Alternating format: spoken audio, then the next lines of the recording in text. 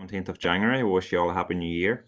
And for those of you in the town hall and also joining us on WebEx, my apologies, members. I have to join on WebEx tonight. Now our roads are fairly bad this evening with 3 or 4 inches of snow, so I had trouble enough getting home earlier, and I didn't want to venture out tonight. So I thank John and Kim for their help in running the chamber. So I think the way we'll work with just members is John will control the mics in the chamber, and we'll allow the chamber in first, and then we'll come to WebEx after that. So we'll move to item 1 on the agenda as apologies. Have we any apologies? Councillor Maguire maybe is usually first there. This meeting is being recorded. Good, Mark. Thank you, Mark. Just one apology from Sinn Féin Group in the night, Councillor Stephen McCann. Thank you. Thank you, Tommy. Councillor Warrington. Thanks, Mark. And similar to yourself, I decided I would not chance it tonight either. The only apology from us is Councillor Alex Baird, who is not worried about snow in Tenerife this evening. Thank you. Okay, thank you. Councillor Garrity, are you on WebEx? Yes, thank you, Chair. Thanks, Mark. Just slow getting connected there, but no apologies from our grouping tonight. Thank you. Thank you. And Councillor Robertson? No apologies, Chair. Thank you, Paul. Is there any other apologies? Okay, members. So I hope just that the technology allows us tonight to run the meeting this way, but hopefully we'll manage okay. We'll look for your cooperation, and I'm sure on a night like that you would all like to get home early, so we'll try and get the business done. Item number 2 is to sign the minutes and confidential minutes of the previous meeting held on the 13th of December. I will get that done, members, just when time allows. Item number 3, is there any declarations of interest?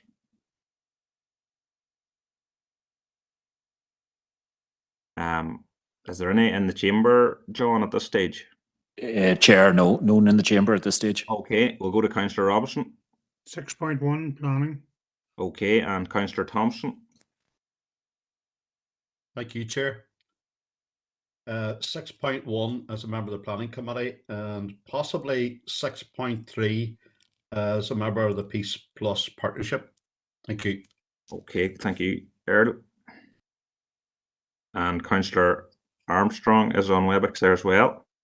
Thank you, Chair. Good evening. Yes, item 6.3, paper G funded programmes, the RDP and Peace Plus. Thank you. Thank you. Councillor Coyle. John Coyle. Thanks, Chair. 6.1, member of the Planning Committee, and the Peace Plus. Sorry, I don't have the number. 6.3.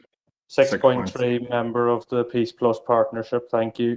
Okay, thank you, John. Councillor Alan Rainey. 6.1, Chair, planning. Okay, Alan. And Councillor Michael Duff. Same here, 6.1 planning. Thank you. Thank you. Councillor McAleer. Thanks, Chair. It's 2 items. Item 5.4, 2.2 in the letters. There's a letter of support in reference to Southwest College, and again under item 6.3, 2.2, there's a note in terms of collaborative bids and liaison with Southwest College, so I'm declaring an interest in both of those as a full-time employee of the college. No problem, thank you. And Councillor McLaughlin. Thank you, Chair. 6.1 Planning Committee and 6.3 Peace Plus Partnership. Okay, and Councillor Robertson. 6.3, Peace Plus. Forgot about it. Okay, Paul. Okay, members, just on WebEx, if you check your hand for me, please. And is there any in the chamber, John? Yeah, Chair, we have Councillor Irvine. Yep, go ahead. 6.1 Planning Committee. Thank you, Chair. Okay. Okay, members, if there's any more, we can pick them up as we go. So we'll move to item 4, matters arising. Matters arising, that would be from the meeting held on the 13th of December. We'll go through them page by page. Page 1, page 2, page 3. Page 3, Kim, have you an item on page 3? Yes, Chair. So top of page 3, item 4.2, there's correspondence at item 7.4 from Department for the Economy in response to the Council's representations around the need for a further open market review. And the correspondence advises that it is necessary, as the eligibility criteria for Project Gigabit is based on infrastructure that can deliver services of up to 1 gigabyte per second, which is beyond what the open market review for Project Stratum referred to, which was for 30 megabytes per second, and also to update in relation to the commercial investments by a range of infrastructure providers. Okay, members, have we a proposer for that piece of correspondence? I can take Councillor Anne-Marie Donnelly, if that's okay to propose. Happy to propose, Mark. Councillor Robinson to second. Thank Second. you. Are we all agreed, members? Okay, thank you for that. We'll move on. That was page 3. And on page 4, members, there's a few items to pick up as well. Yeah, thank you, Chair. Yes, just in relation to at the bottom of page 4, under item 4.3, there's matters arising under 4.1 of the agenda from the Education Authority in relation to the restoration of funding for Strathroy Youth Club. The Education Authority tell us that the Youth Service is unable to reopen the application process once it is closed, and they are unable to provide details to the council as to the reasons why it is not possible without the consent of the management committee, but encourage us to write to Mr. Ryan McGee to set up a meeting or in relation to the issue if we so wish. Chair, the second item is also from the Education Authority. On the next item in the matters arising is where we asked to make an additional hockey pitch provision in Omagh. And the Education Authority have confirmed that it's only addressed their funding only addresses the the minimum essential needs of the school and are not currently prioritising additional pitch provision. They highlight the issue of the construction of the school campus, which is also included in the agenda later on, and therefore they're not in a position to prioritise the investment into an additional pitch provision in the Omagh area. Thank you, Chair. Thank you, John. So, members, there's 2 items there of correspondence. Chair, we have Councillor Irvine in the chamber here. Yes, okay, thank you. Thank you very much, Chair, Mark and John, for that report from the Education Authority.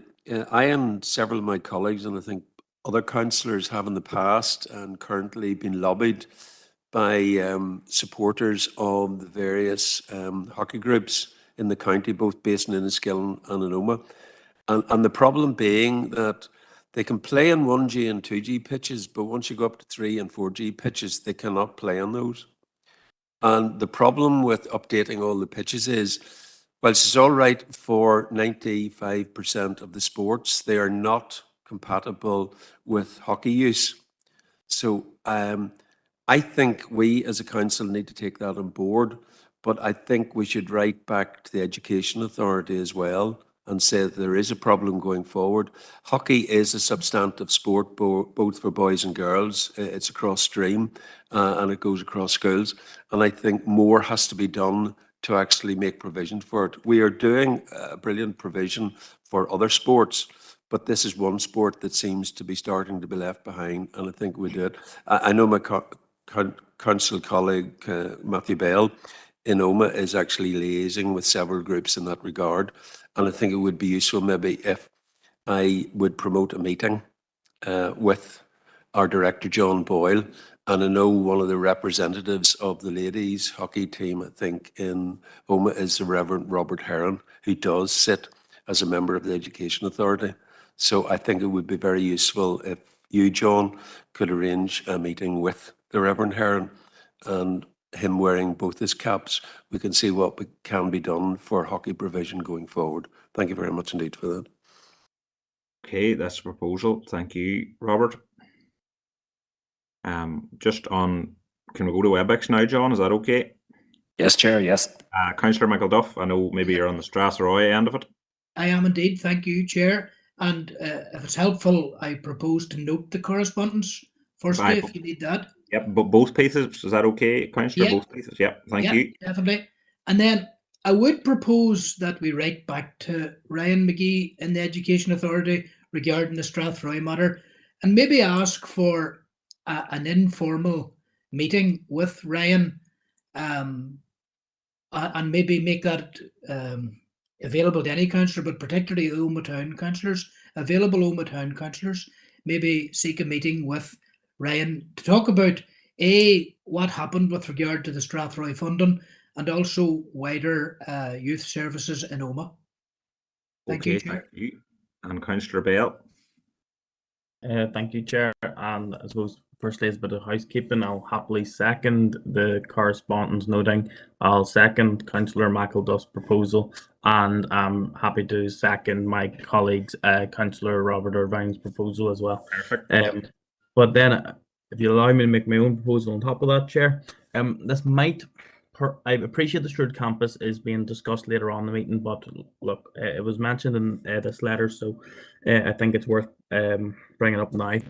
The Stroud campus, as we all know, has seen delay, and that unfortunately makes it very hard to swallow as an excuse for the Education Authority to not invest in hockey pitch provision in this case. But to be honest, anytime we talk about capital investment in our schools. So my proposal would be 2 letters. Firstly, to write back to the Education Authority and ask just for information if there is any more expected delays for the Stroud campus. I think we all are aware of the rising costs across well, the world, to be honest, which may see more delays. And also it has to be said we are missing an education minister at the minute due to no functioning Stormont, and it'd be interesting to see if that has any effect on any possible delays for the Stroud campus. And my second proposal would be to write back to the Education Authority, asking them to reconsider their letter they sent to us regarding the hockey pitch, because I think they took it to mean simply schools. But there, as Councillor Irvine outlined, there is a hockey community that isn't just school teams. So I wonder if they considered the wider community use for if there was a second hockey pitch installed in Oma. So with all that said, thank you, Chair. Okay, thank you, Councillor. Councillor Mary Garvey. Thank you, Chair, and just to say I'm supportive of the proposals that have been seconded so far, and concur with Robert that I'd be very saddened to see any sport being going to the wayside or opportunities lost for girls or boys, so I'm fully supportive of it. So if Councillor Bell and then proposals that I made in the latter end needs a seconder, I'm content to second them, Chairman. Thank you. Thank you. Okay, members, you've heard there's quite a few proposals and letters and things and a meeting. Is John and Kim, are you happy with those? And are we all agreed? Yes, Chair, just in relation to the second proposal from Councillor Bell, could that also be included in the letter that Councillor Irvine has at the start to write back, talking about the problems on the cross streams and making sure that hockey is not left behind? If those two could be subsumed within the one, that would be appropriate, maybe. Yeah, I think that'd be okay with the member. Councillor McElduff, were you looking in on that again?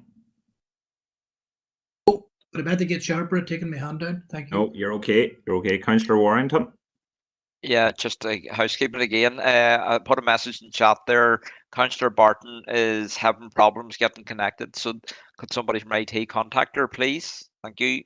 Okay. Thank you for that. If IT is available to contact Rosemary, please. And Councillor McAleer. Thanks, Chair. Sorry, I'm just getting logged back on. A couple of updates that forced me off the laptop there. It was just to make an apology for Councillor Stephen Donnelly, who's been adversely affected by the weather, so I don't think he's going to be able to join us this evening. Thank you, Chair. Okay, we'll record that. Thank you. Okay, members, I think that was all them items. That was on page 4 of the minutes from the previous meeting. So we'll just move on. Page 5, page 6. Page 7, page 8, page 9, page 10, page 11, page 12, page 13, and page 14, page 15, and finally page 16. So that's the matters arising. Councillor McAleer. Sorry, Chair, it was in relation to page 15 and item 13.2 there, the issue in relation to Slieve Bay. and unfortunately I didn't get to speak on this the last night because I was put out of the meeting by a couple of members. But this is actually quite a serious issue, and I know it was noted the last day, but the findings and the content of the report that was actually presented to us in December is of huge concern. At the start of the correspondence, they note that the environmental damage occurs at concentrations of ammonia above, I think it's 1 microgram per meter cubed. And when you look at the attached maps, right across our district, there are some very worrying readings presented. And I know this initial correspondence was in relation to Slieve Bay, but I'm actually proposing that we go back to DAERA in relation to this, and we would have some sort of a correspondence or some sort of a meeting with DAERA on this particular topic, because there's quite, although the sort of the concluding paragraphs are kind of happy enough to write this off as something that corresponds with slurry spreading, some of the readings and some of the figures contained within the report are deeply concerning. So I would be making a formal proposal that we actually go back to DAERA on this issue, requesting a formal meeting with them on it. Thank you, Chair. Okay, is there a seconder for that item? There's Councillor Green, maybe his hand up. Yeah. Oh, sorry, John. We'll let Councillor Green in. Just sorry, John, this stage. Yeah, in relation to that report on Slieve Bay, it was me that asked the question in around that, because I can't remember his name, who was out at the Agricultural Liaison Committee or group meeting, who claimed that Slieve Bay and in southern part of Ireland, that the ammonia levels through the roof. I question that. I am from that area. There is zero intensive farming going on in Slieve Bay. It is whatever statistics they're using and whatever format they're using, in my opinion, is 100% wrong. So that is where that came from. I still believe that it's a complete nonsense.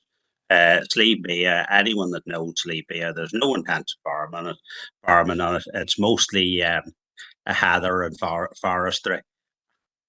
If anyone's saying that there's massive amounts of slurry being spread on it, they just obviously don't know the area, and it's a complete nonsense. I'll leave it at that. Okay, Councillor, sorry, John, was there a hand in the chamber? Yeah, Chair, we have Councillor O'Coffey in the chamber. Okay. Yeah, thanks, Chair. I have to say, like Councillor McAleer, I wasn't at that meeting at all, but having looked at that report, it is actually quite concerning. The ammonia buildup in that area is way beyond what is safe, and as we will know, ammonia results in nitric acid when it's oxidized, and this forms acid rain. It also can result in quite severe lung damage over a period of time, so you will see higher instances of a lot of lung-related complaints. And I don't think that we as a council should really be in any way slow to focus ourselves on what is potentially a public health issue. Now, I do look at the map, and what is quite apparent is that there's a real concentration of this where it's more related, I would have thought, to poultry farming, I suspect.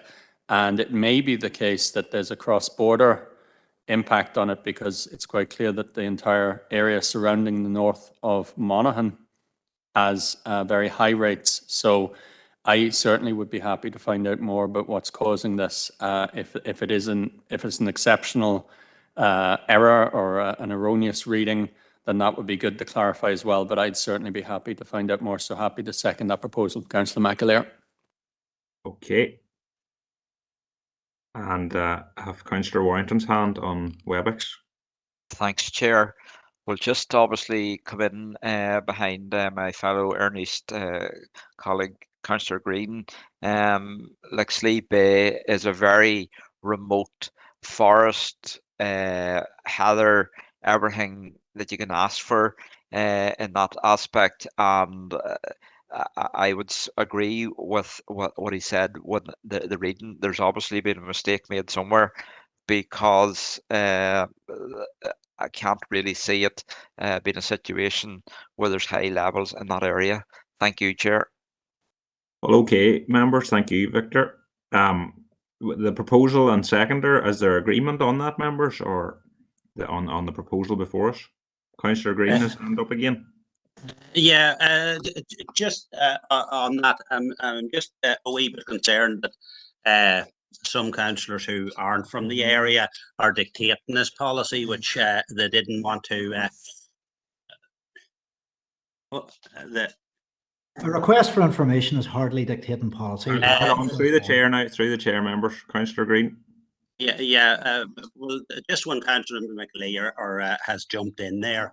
Tim has been slagging off councillors, and he particularly pointed out there these councillors whenever they open their mouth about anything up his area. So You're normally very quiet. What's good for the goose is good for the gander. And again, Councillor McAleer just shows his lack of manners there. Ammonia is not good for you. Someone that has no manners should be excluded from meetings, because that he continuously does Well, that. are we going to start that? Bad manner talking over people in the chair. The chair shouldn't allow it. Thanks, Mark, for that. Okay, members, we don't want to have to start locking meetings again now on WebEx with people jumping in. So, is there agreement on the proposal before us, members? No. Chair, we have Councillor Maguire in the chamber here. Okay, thank you, John.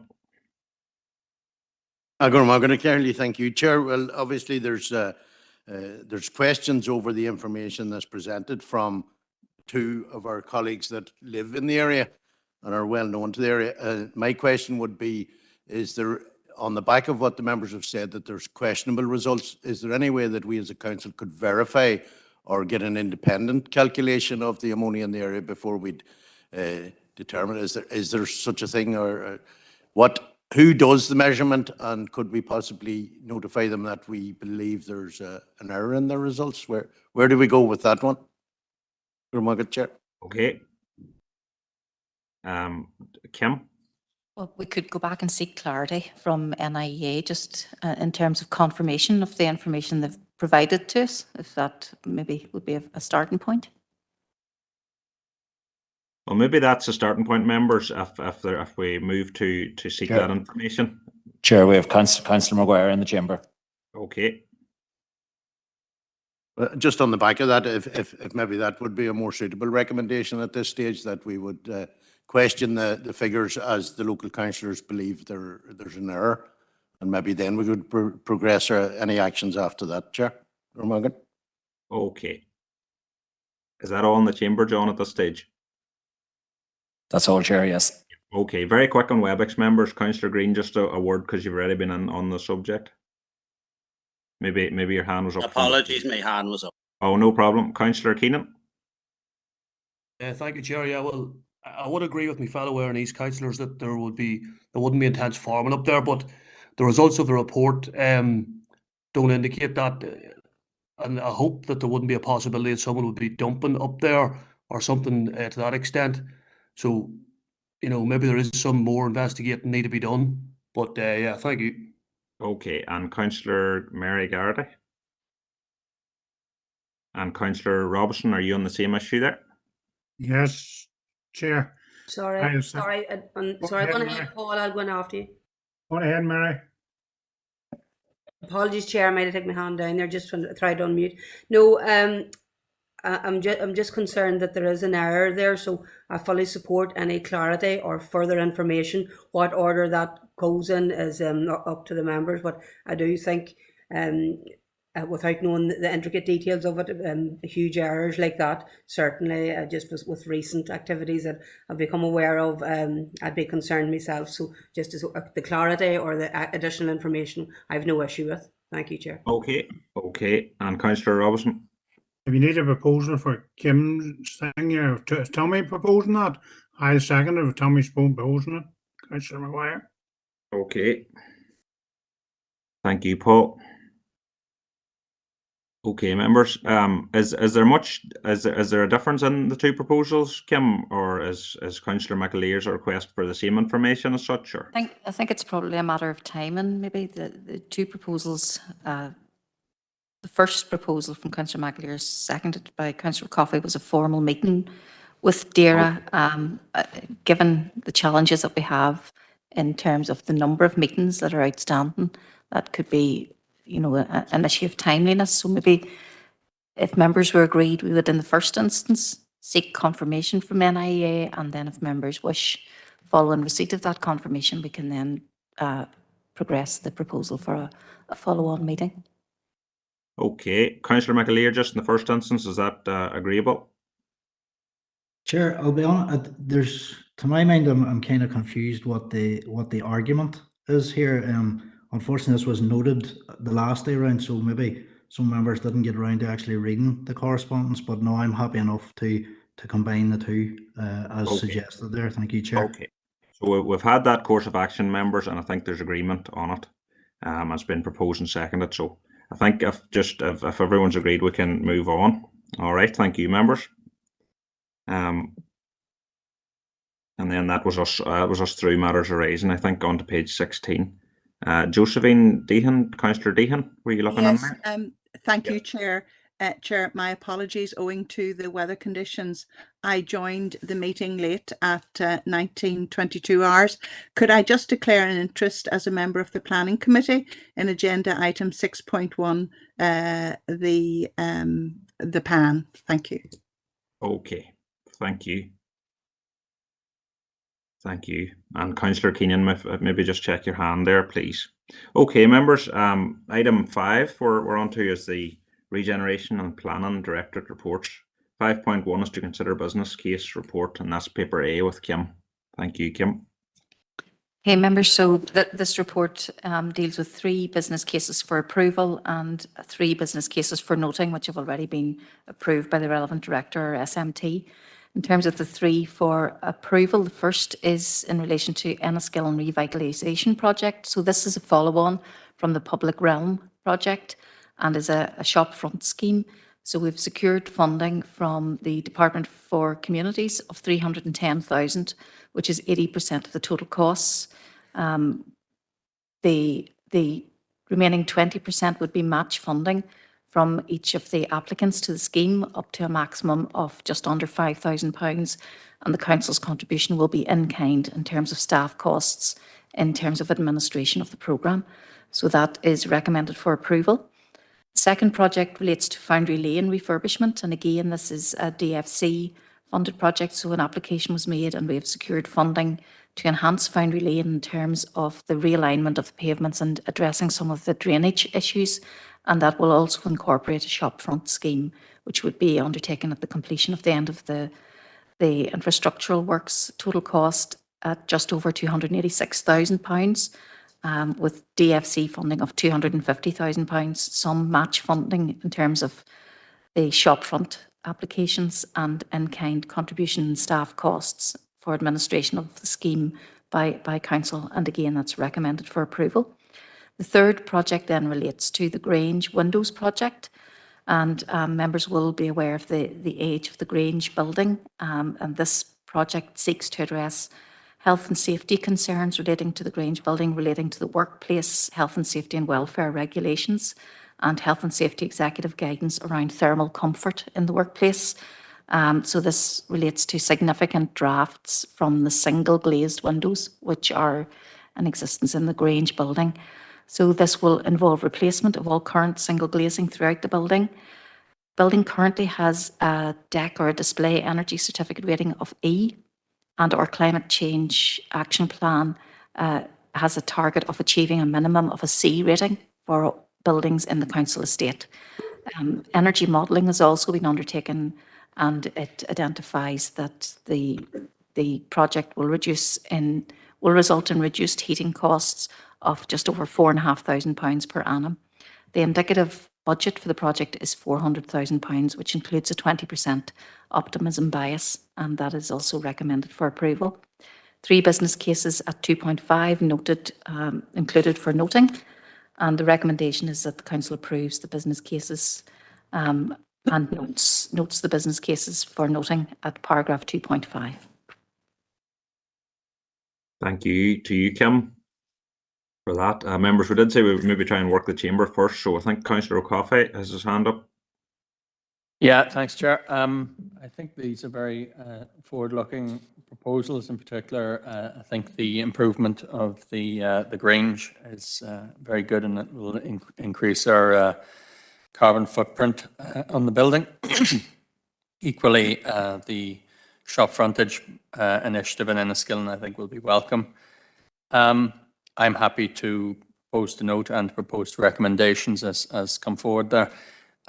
I would just separately, something that's come through my attention, and given the shop frontage project, Enniskillen is an island town, and we're always saying that, and we're also saying that there's potential for a walkway around the island, and also we're encouraging people onto water, regardless of our concerns around the quality of the water. But I'm wondering if it's possible to investigate opportunities for funding for an initiative to really have a comprehensive approach to environmental improvement on the river surrounding the River Erne surrounding the island, because having walked around it and having had a good look, it's quite overgrown. There's a lot of rubbish in the water. But I'm just wondering whether we can not only address those sort of short-term problems, but actually have a longer-term strategy around maybe interventions and infrastructure which may reduce the risk of such activities in future or discourage them in some way. I just think we need to think proactively about how we develop the river around the island to encourage both tourism and the amenity of the site, and to discourage depositing of waste and so on, but also overgrowth and so on. So if it's possible, I suspect there may be some funds available for this sort of environmental project in some way, if that could be looked into. But happy with the rest of the proposals. Yeah, thank you. Thank you, Councillor, for that. Can I move to WebEx now, John? Yes, Chair. Yeah. Thank you. Councillor Thompson. Thank you very much, Chair, and thanks to Kim for her report. Going to the recommendations, obviously welcome the Enniskillen Revitalisation Project, the Foundry Lane Refurbishment Project, and the Grange Windows Project. Obviously, these are all to be welcomed, and especially obviously covering my own town of Omagh. The Foundry Lane Refurbishment Project will be very much welcomed by our business community, residents and visitors alike. And also, just to touch on the Grange Omagh and the Windows Project, we all know the Grange building is an early 70s building, and it just needs its work at this time. So with Councillor O'Coffey proposing there the recommendations as listed in 1 and 2, I'm happy to second the recommendations as at 1 and 2. Thank you, Chair. Thank you, members. That's proposed and seconded. Councillor Anne-Marie Donnelly. Thank you, Chair. And I just wanted to come in to say congratulations to the officers that have worked very hard to get the funding for the 2 of those particular projects in the region of 560,000. That's what we want to see for the future, to save money for our ratepayers, to source funding from additional sources. So well done in that regard. Great to see these projects going ahead. Thank you, Chair. Thank you, Anne-Marie. Councillor Josephine Deehan. Thank you, Chair, and great work here, Chair. I want to thank Kim and her team for the work that they've put into these projects. And as Councillor Anne-Marie Donnelly has said, to be able to source a significant bit of funding for these important projects is really impressive. I particularly want to welcome the Foundry Lane Refurbishment Project, Chair. As you will be aware, this is a project that is much needed. The total cost of the project, 286,000, of which DFC will contribute 250,000. So I think it will bring great benefits to the town, to the traders and shoppers, and make it altogether more attractive. Of course, I support the Grange Windows project. I think it's totally unacceptable that staff would have to work in cold and unfavourable buildings. And whilst this does represent a considerable investment of 400,000, I think in terms of the savings that we will make on energy, I think it's timely at this juncture, Chair. And finally, Chair, I just also want to welcome the Mullaghmore landfill leachate project, which I think will bring great benefits environmentally, Chair. Thank you. Thank you, Councillor. And Councillor Barry Michael Duff. Okay, thank you, Chair. And obviously the Grange improvements are necessary, and it's good to see that decisive action being taken. In relation to Foundry Lane, that's obviously very, very positive as well. And it's a much used route, you know, as well as people accessing businesses in Foundry Lane itself. And there is a unique shopping offer there. It's an important access way between the town centre and, you know, the whole Kevlin Avenue and New Brighton Terrace, all that area of car parking there. And so it's a really important scheme. Maybe just for the future, if I could just ask Kim to note maybe just a repeat of a request for some scoping out to be done about possible funding for the rear of properties at Lower Market Street. When you look over from the bus depot at the buildings at, you know, Market Street in Omagh, very dull and very grey. Now, some businesses there have done fantastic work themselves, you know. I would say maybe up to half a dozen businesses have done their own work to enhance their premises looking out onto the river. But there was a suggestion years ago of painting the town red, you know, to make that area much more aesthetically pleasing. So just to see if there could be some scoping out done with DFC for the future to see if a scheme could be achieved there. I think it would be very beneficial. And just finally, the back market, from the bus depot and the Oasis Plaza over to the back market. I've heard a lot of reports recently about the slippiness of the bridge and the access way there, if that can be looked at as well. Thank you, Chair. Okay, thank you, Councillor. And Councillor Anne-Marie Fitzgerald. Yes, thanks, Mark. And I just want to second Barry Michael Duff's two proposals there about that bridge. It is very slippy, and it's not in frosty weather, just as Barry had said. It's in wet weather. It's really, really dangerous underfoot. And so I just want to commend him on his two proposals there. I'm glad to see the Foundry Lane ones taken on board, and I know the officers have been trying to get a bit of funding for this for quite some time, so it's good that's come to fruition for all their hard work. And it is a major avenue into the town, and it is quite a dark, dingy place, so it's great to see the business there hopefully getting revitalised and getting everything up sorted and make the entrance and all down there just more appealing to the footfall, people who walks on it. And just on the Grange, great initiative. I know this has been coming for many years, and I believe still upstairs there is still a broken window, well, a small bullet hole mark from the old Lisnelly camp is still upstairs, so in one of the window panes. So just a bit of history on that one there. So very well done for getting all the funding from all the officers and all the workers there. Thank you. Thank you. Councillor Armstrong is next. Councillor Diana Armstrong. Thanks, Chair. Yes, I'd just like to follow up on Councillor Coffey's proposal there. You know, if you're a visitor or if you're in Enniskillen in town, you can't escape the fact that you're surrounded by water. So, you know, any proposals to tidy up the river's edge and to take actions to encourage people to keep it clean and litter free and to protect the wildlife using the water as well, I would support that. Just coming back to an issue I've raised before about runoff into a pipe near Johnson Bridge. I keep getting, you know, sporadic reports about this is still seeping into a kind of a bit of an offensive puddle. If that could just be chased up again just near Johnson Bridge, it seems to be a recurrent problem. We had hoped previously that had been resolved, but if that could be looked into, please, I'd appreciate that, Chair. Thank you.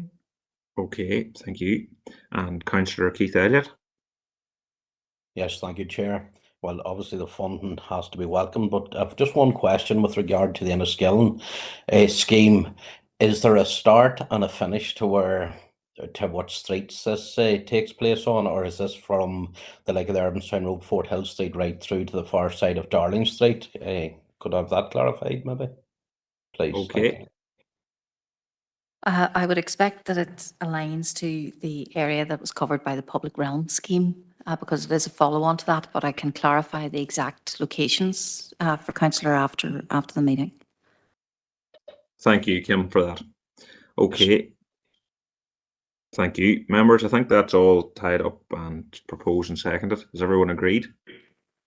Chair, Thank if I you. could maybe just comment on some of the comments that were made, so we can follow up with the relevant agencies around the tidy up of the river's edge around Enniskillen. In terms of the longer term interventions, we are currently consulting on the Enniskillen place shaping plan. So again, there's an opportunity there for any longer term interventions to be included within that plan. And likewise, in terms of the properties to the rear of Market Street, Noma, that is identified in the OMA place shaping plan, so we will be working to identify potential funding sources to take that forward. And we'll follow up on Councillor Armstrong's point around Johnson Bridge. Thank you. Thank you for that, Kim. Okay, members, we can move to 5.2 on your agenda, is to consider SOLAS NI report on strategic funding alignment, mapping of investment fund opportunities in Northern Ireland, paper B. Kim, please. Thank you, Chair. So this report is really just to update members on a piece of work which was taken forward through SOLAS across the 11 councils, and SOLAS appointed EcosGen to undertake to identify and map the investment fund opportunities across Northern Ireland. And they conducted an exercise which has now concluded with a report at Appendix 1, investment mapping tool guidance at Appendix 2, and an investment mapping tool at Appendix 3. So members will be aware of the changing funding landscape and the emerging various funds. And this work was really about plotting and mapping out the respective themes and priorities, timing and bid submission dates across all of those respective funds to allow councils to explore how they may make best use in terms of drawdown and benefit of those funding opportunities. So the report provides that overview. It identifies potential energies of synergy or overlap across the respective funding themes and priorities. And it also provides a tool which councils can use going forward to map out their own investment priorities. It is also intended that there would be consideration given to how we can work collectively across the 11 councils as well to make use of this mapping tool to continue to map how funding is drawn down across the sector. So the information is provided for members to review. It's recommended that Council endorses the report and the investment mapping tool, agrees that officers use the report and the tool as a live tool, which can be updated as required to guide and inform our approach to funding opportunities, agrees that we consider the establishment of a process to continuously review and update that tool with opportunities and approved and committed projects, both internally at individual council level and also across local government, with consideration being given at a SOLAS level to the resource implications, and that the final report can also be shared on behalf of council with relevant partner organisations and government departments through our community planning partnerships and across the city and growth deal structures. Thank you, Chair. Thank you for that, Kim. Okay, members, I think Councillor Green is first, maybe. Thank you, Chair. No, it was a very interesting concept and idea. I was just wondering on the mapping thing, when I was looking through it, I couldn't really see. I presume it's not up and running as of yet, and if it is, apologise for not spotting it, but I'm just wondering, in comparison to the other 10 councils, will this be able to give an indication of how funding is being divided, for instance, or accessed? Like, will be able to compare Fermanagh and Omagh with Mid Ulster, with Coswell Coast and the likes, and I see also where the Southwest growth deal is mentioned there, and it's something that was in my head. It's been a while from we've had an update, a detailed update around the Southwest growth deal, as in what projects is being progressed, and how much funding each project is being allocated or looking for to be allocated to. So I would propose that we do get an update on the Southwest growth deal, and maybe it needs to be in committee. I'm not sure, but if that is the case, I would like to propose that an in-depth update on the Southwest growth deal. Thank you, Chair. Okay, thank you, Councillor Green. Kim, do you want to respond on that first point there? Yeah, I suppose the ability to compare and contrast across the other councils will depend on other councils updating the mapping tool with the relevant information. So again, it's probably not in our control wholly. We can certainly update it with our own information as that emerges. But again, certainly the information will be there if other councils update it, and hopefully all councils will take the same approach. In terms of the Mid-South-West growth deal, there was a report brought in December, as far as I recall, in terms, and we bring it on a 6-monthly update to councils around the progress update from the governance steering group. At this stage, it's not possible to bring an in-depth update because we're still working through the process. The scoping work is ongoing around the projects and interventions which will be taken forward through the growth deal. We're currently working on strategic outline cases for those projects, and those are not likely to be concluded until the midpoint of this year, and then we'll progress to heads of terms. So that information will come through in our regular reports, and also in respect of the Fermanagh and Omagh sponsored projects, those SOCs will come directly to committee for members to review. So that is already part of the process, and I don't think there's a need for a separate proposal. Okay, very quickly, Councillor Green, just if you want another word on that. With respect, we did get an update. It must be 3 years ago on projects, on where money was projected to be sent. So I stick with my proposal. I believe that I don't feel I am up to speed with what projects, what proposals has been brought forward right across the Southwest growth deal region. So I just for my information and the information of the other councillors, I believe that should be done. Now, if officers think that can't be done, I'm a wee bit surprised, because we're a long way into this process, and I'm sure if it's so sketchy what's going on, I don't know what has been going on for the last number of years.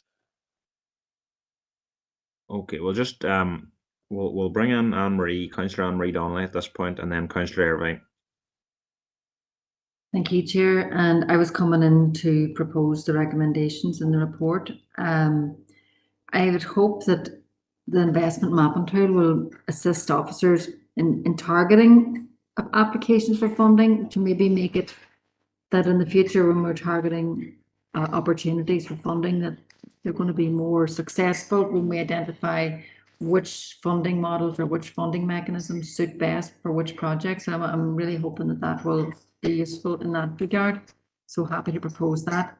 Thank you. And if I'll second what Seamus is asking of again, if he's looking for additional information in terms of that Southwest Growth Deal, I'm happy enough to support that. So thank you. Okay, thank you. And Councillor Irvine. Thanks very much, Chair. I'll second the noting, as Councillor Donnelly has just said, but I think I have to go against what Councillor Green has said. We did get an update, I know, within the last 3, possibly 4 months, outlining what the growth deal is actually doing in regard to strategic projects, and that has been brought forward. But the information that he does request, if he happened not to be at a meeting where that was being provided, is easily available. I'm sure Kim can actually get Claudia McGuigan, who actually coordinates Mid-South West, to actually update the councillor or any other councillors. But definitely we have had an update. Thank you very much. Okay. Okay, members. I wonder, Councillor Green, would you be happy if that information was sought and forwarded on to yourself, and then if you felt there was a it meeting just seems necessary? a bit strange, Chair, that if the information that I looked for was presented, that the director then wasn't fit to present it again because it wasn't available. It seems a wee bit of an anomaly there as far as Councillor Irvine and the director's concerned. So I can't recall seeing it. I can't recall it going into the detail of the project. And I can't recall it going into the detail of a Mochi project. But if that is the case, and other councillors can remember, apart from Councillor Irvine, my apologies, but I certainly don't remember. And the director didn't seem to think that there'd been an update as recently as that in the depth that I wanted it. Okay, Kim. So there have been recent updates in relation to the overall Mid-South West programme and progress that has been made. The detail that Councillor Green is asking for in relation to individual projects is not yet available, and I would again caution members that this is an extremely long-term process and a very bureaucratic process in terms of government approvals. It's not something which we can bring you at this point in time, because the projects are currently being scoped with the strategic outline cases being developed. So I cannot tell you at this point in time. I couldn't give you an exact or more developed costs around the projects that we were taking forward. But what I can tell you is that those will come to council in due course when they're available. But I'm very happy to have an individual conversation with Councillor Green and any other member to update them informally in relation to the work that we're taking forward and the projects that are being scoped. Okay, thank you.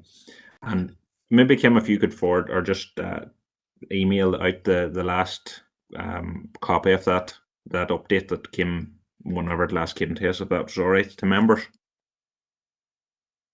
Okay, I think we're all agreed on that. But proposed Chair, by there was a proposal proposed Councillor and Green. seconded there, Chair.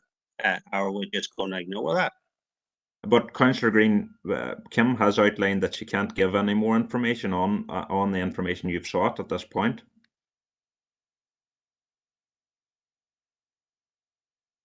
So I don't think that we can really move on that issue at the minute. I have shared informally with Councillor Green in relation to his query today the projects that are being scoped. So that information has been provided to Councillor Green. What I can't give you is any more detail at this point in time because the SOCs are just underway. But what I can confirm is those will come to you, to committee, in terms of FODC being the sponsoring authority at this stage around those projects. So that information will come to you in due course, but it isn't available at this point in time. Okay, thank you, Kim, for that.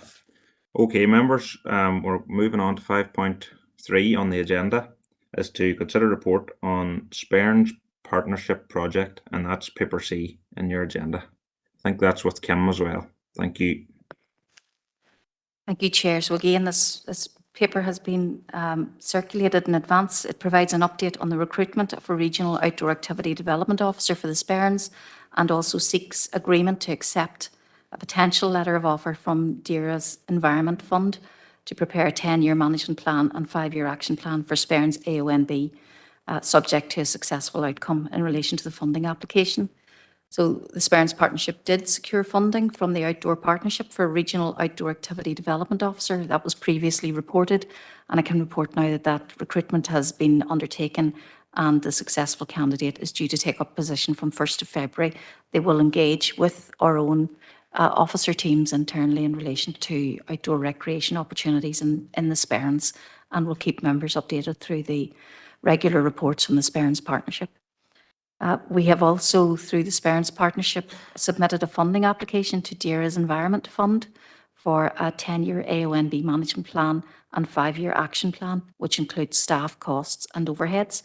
It's anticipated that we will know the outcome of that application by the 28th of February.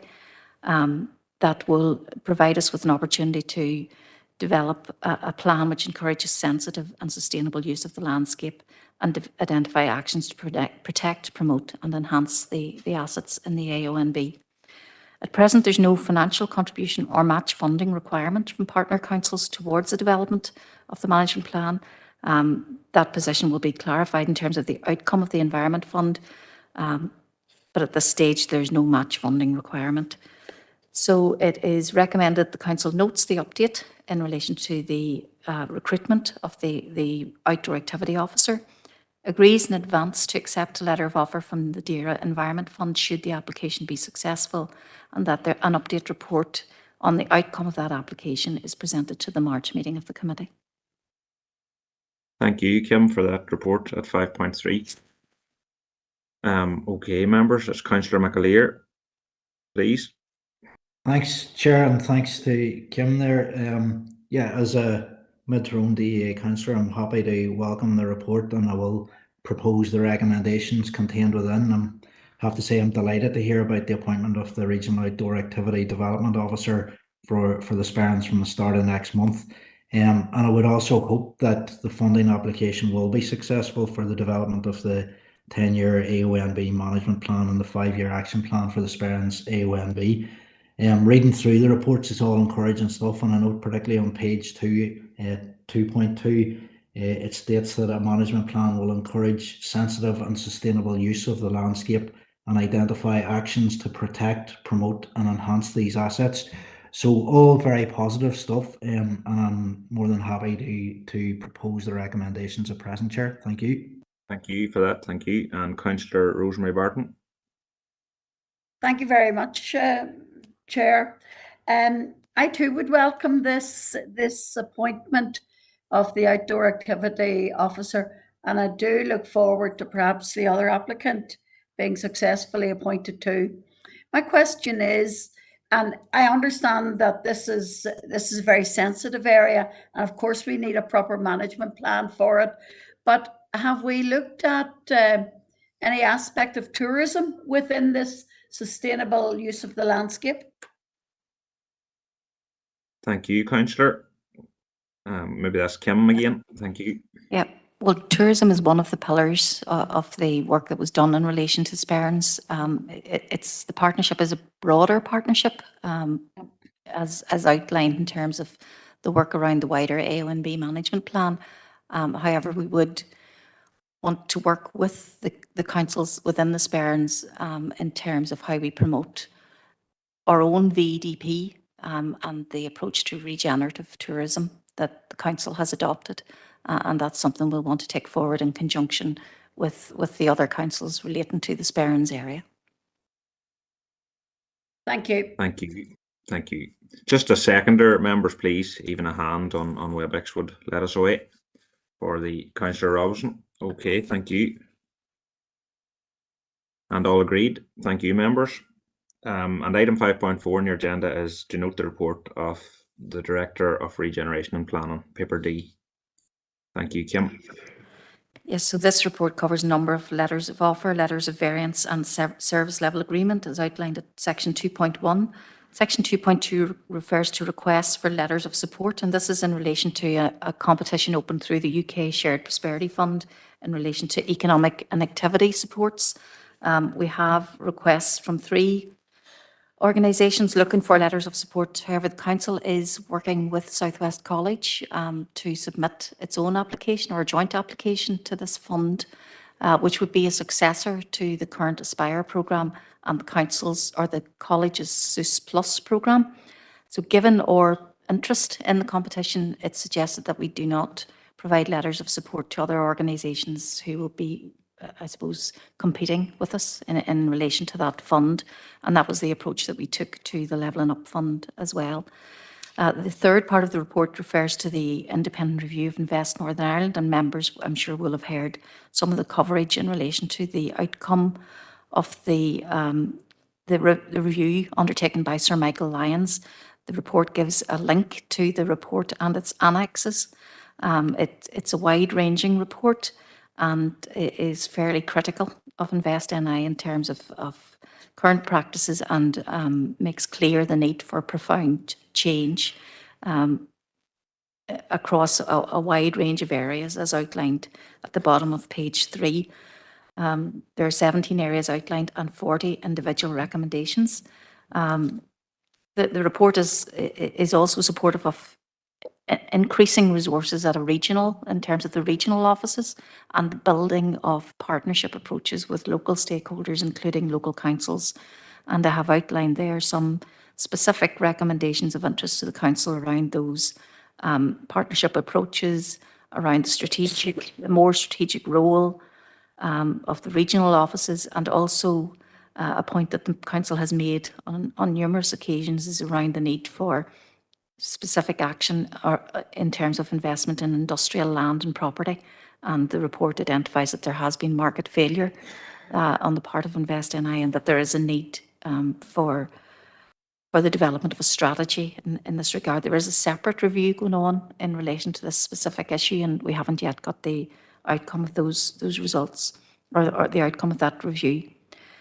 Finally, the report covers the outstanding actions in relation to Regeneration and Planning, Regeneration Community Committee actions actually from September to December. There are 23 actions still in progress and 4 actions outstanding, and there's a breakdown there of what those relate to.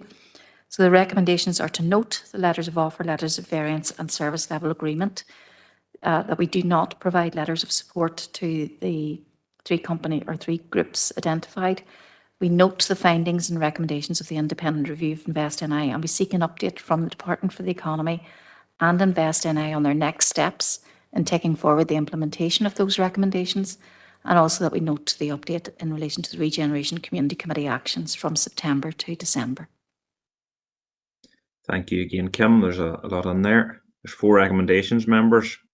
Councillor O'Coffey first. Yeah, thanks, Chair. I'm happy to note and to support the recommendations, but I really wanted to speak about this report on the Invest NI. 371 pages long. It's a very comprehensive document, and you don't have to read too many pages of it to have a fairly clear appreciation of just how dreadful Invest NI has been in terms of its performance as a lead agency for the purported economic development of Northern Ireland. In particular, the report is very clear that Invest NI is failing, not just on some of the areas that's been delineated there by the officer, but in particular around the ability to deliver investment and jobs into certainly into areas like Fermanagh. There's a statistic in it that says that they have these client businesses and they're 10% overrepresented from the Belfast area, 5% underrepresented from the Fermanagh and Omagh areas. So the entire focus is quite clearly skewed. The agency, as we have said repeatedly in this council, tends to focus on creating low wage, low productivity employment in this area. The only companies that they have on their record, as far as I understand, for foreign direct investment or inward investment in any way in our council area are ones that have been taken over by foreign multinationals. They have completely failed our communities. and you compare them, because some people may say, well, that's just because you're in a rural area. But if you look across the border into Donegal or Leitrim or Sligo or Cavan, you will find that the economic development agencies in the Republic of Ireland have had considerably more success in bringing inward investment to their areas. There is no ambition, as far as I can see, in Invest NI for this council area. We certainly made the case for their abolition. I certainly did when we met this team that produced this 371-page report. But as usual in Northern Ireland, it seems that rather than dealing with the failure of institutions, we have another report that's going to go on a shelf, and it's not going to be implemented. It's not going to be have any real impact, and we're going to have continued failure. We now have the worst, as far as I can see, local health trust in our area, having failed our community around what they've done to our hospital. And we're now seeing the failure of economic agencies. We've seen the failure of environmental protection, or the lack of them, or the absence, or the capture of them by polluters. And we have a chronic inability to invest in our essential infrastructure. There's hardly an institution in our society is actually functioning, as far as I can see, and there's no accountability and no hope of real change. So, unfortunately, I would like to see the powers for this for economic development being devolved to the councils, because the one thing that is working in our society, I think, is the councils. We may all have our criticisms of them, but I think that they are locally accountable in a way that none of these institutions are. And unfortunately, this report does not bring forward the sort of recommendations that we need to actually see a real change for our economy and our community. So I'm happy to support the noting of these documents, but this report is woefully inadequate, in my opinion. Thank you, Chair. Thank you, Councillor. And Councillor Irvine.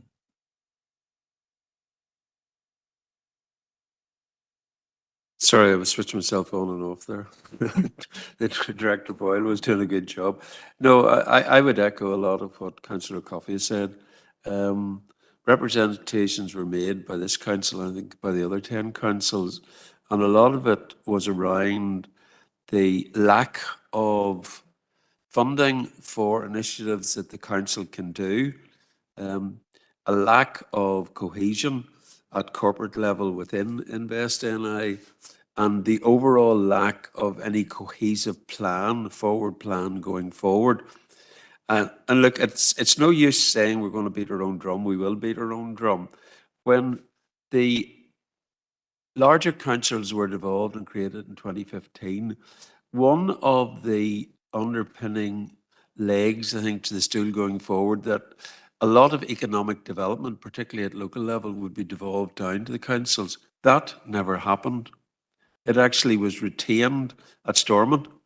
And we now see the fallacy in that argument, particularly not just now that Stormont is not operating properly, but if we go back when Stormont did operate properly and was working, and we look at it, the aspect of economic development still was not being tackled properly. They were devolving it to the arm's length body, and the arm's length body did not have a critical oversight from Stormont to ensure that it was actually carrying out its job. It was actually given free rein, and we now see the problem with giving it free rein.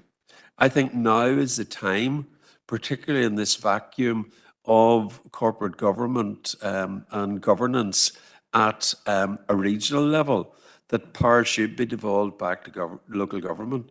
Because whilst we do have our problems, and those are highlighted by Councillor Coffey, we are extremely pragmatic in trying to work for the good of the community. And in about 99.9% of the times we do that.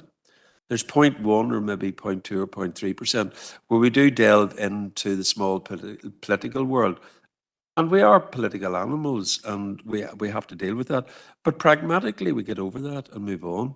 And I think now is the time that local government should be given more power, but we should have a devolved budget to do it, because our track record is outstanding. I will beat our own drum here for all 11 councils, and we should do that.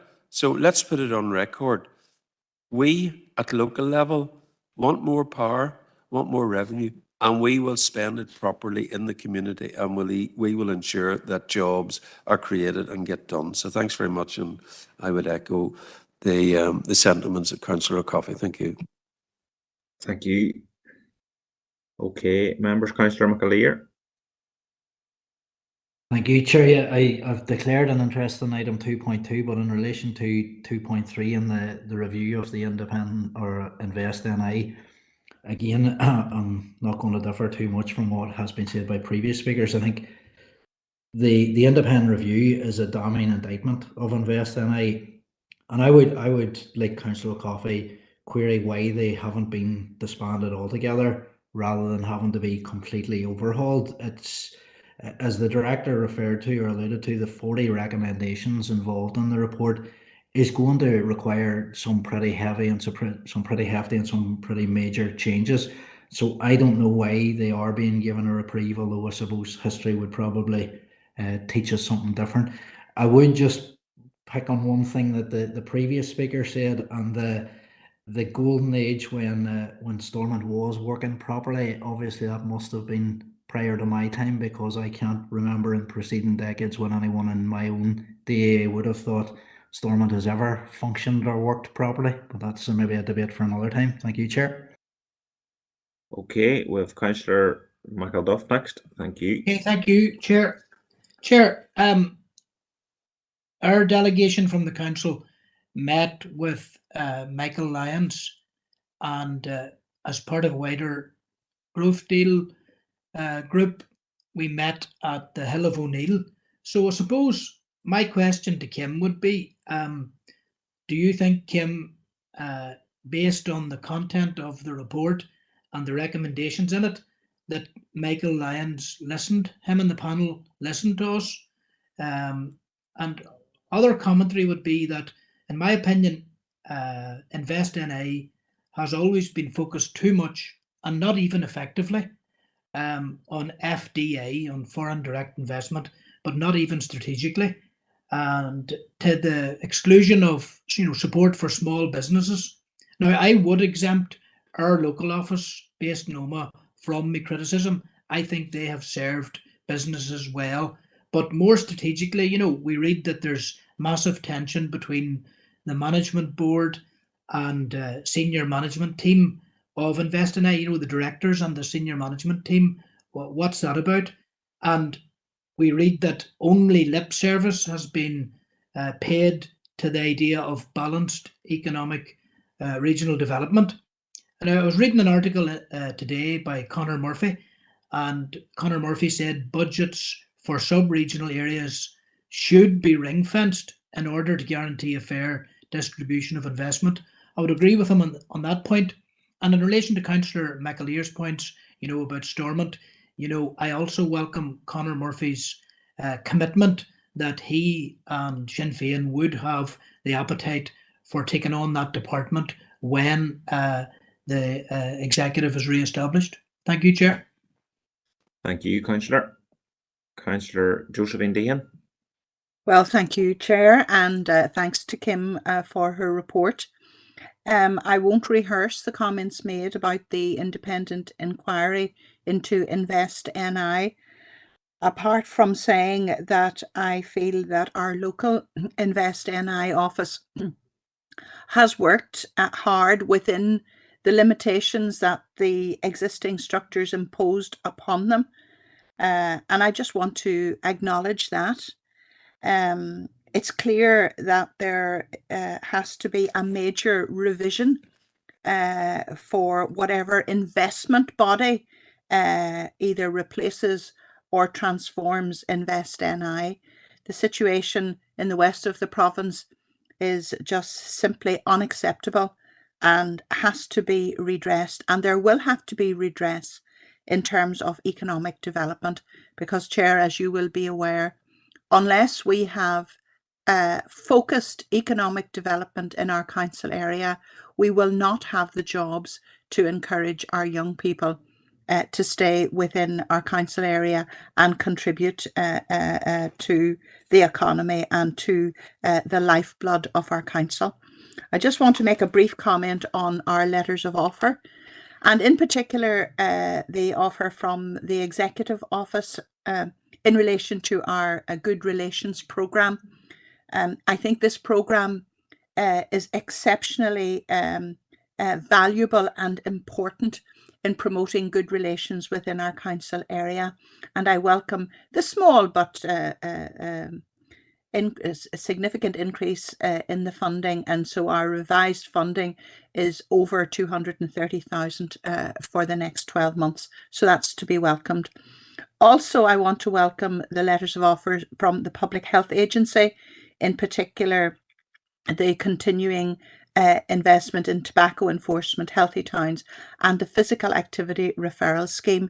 Chair, I think that scheme in particular has been invaluable in improving the health and well-being of many members of our community, and it's to be welcomed. And finally then, I do welcome the Council working collaboratively with the South West College in terms of the application to the UK Shared Prosperity Fund. Chair, we want to see a successful extension of the Council's Aspire programme, and we all know the benefits that that programme brings to our population, and also the South West College, the Step Up to Sustainable Employment, which similarly brings enormous benefit. So I welcome all of that, Chair, and I want to support the recommendation. Thank you. Okay, thank you. Councillor Green. Thank you, Chair. When I came into the council, first I contacted the minister, I think it was Arlene Foster at the time, and requested the previous 10 years stats. I was just looking at them. I don't think these stats has changed, and it probably got worse over the preceding 10 years. But in between 2002 and 2012, Antrim received 642 million from Invest NI, Tyrone 95 million, Derry 152 million, Armagh 124 million, Down 118 million, Fermanagh 24 million. It's actually quite shocking when you see it down in paper. For every, now people would say, well, Fermanagh is less populated, but when you take it per capita, Antrim received, I think it was £2.30 per capita per man, woman, and child through Invest NI. Fermanagh was 33p. So this organisation has been failing for a number of decades. It has been raised. I myself got these figures from the department from Arlene Foster. Nothing, zero was done. Again, a number of years ago, myself and former councillor John Feely met Invest NI about this. Nothing was done again in relation to this. So this organisation is fundamentally and not fit for purpose. Now, when we talked to them a number of months ago in relation to this report, I asked and I put the challenge up, was anything going to change? And they assured me that they would. But I suspect anyone that's about talking about this in 10 years' time will be quoting the same figures again. This organisation just is not fit for purpose. So just few stats there, and to let people know this has been asked, followed up for a number of years, and nothing has been done, and I suspect that nothing will be done. Okay, thank you, Councillor Green. Councillor Keenan. Thank you, Chair. Well, it does seem to be the sentiment of all councillors that Invest NI is not fit for purpose and definitely not serving our own district area. And as the previous speaker has said, they have failed it. But Stormont has also failed to hold them to account. And as we know, Stormont has failed in many things, not even function at the minute. And the old saying of smash Stormont, it is smashed. But those are willing to run back to it and to do the same again. And as the previous speaker has said, he doesn't predict anything different in the next 12 years.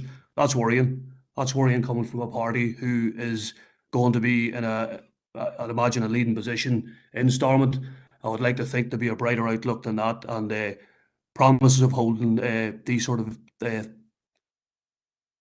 bodies to account. The only ones that I see that's holding account is the councillors, and the previous speaker said we should get more powers to control the finances because Stormont is not fit. Thank you.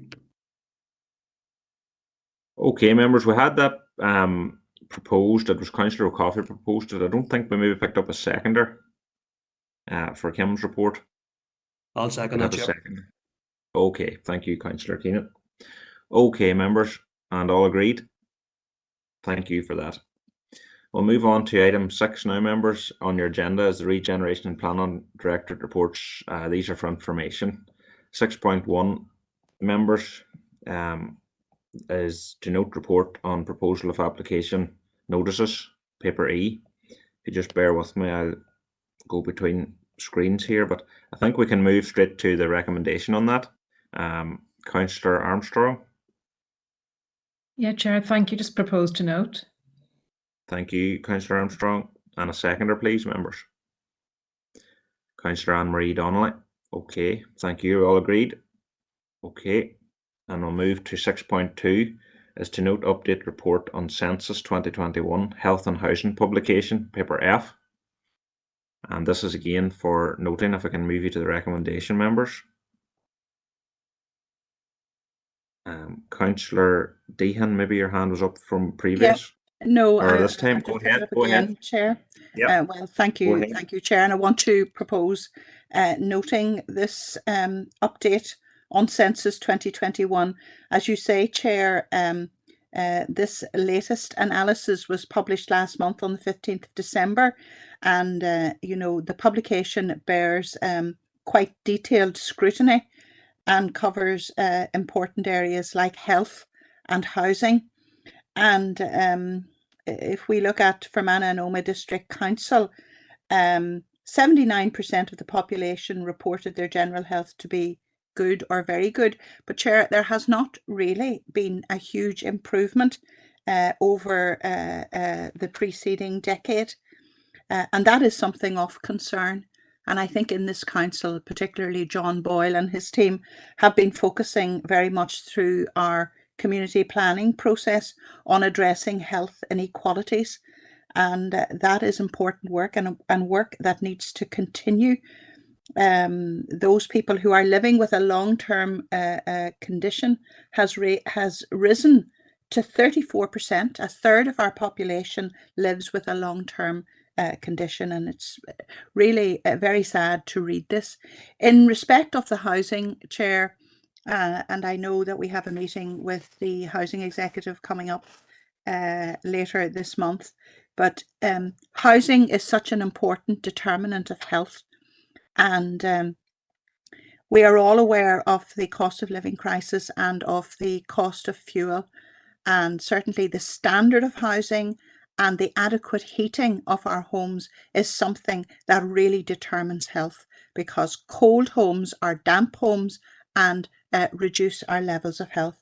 So I want to just propose that we should maybe look at this report in more detail and explore ways in which we can address inequalities in health and housing in our district council area. Thank you.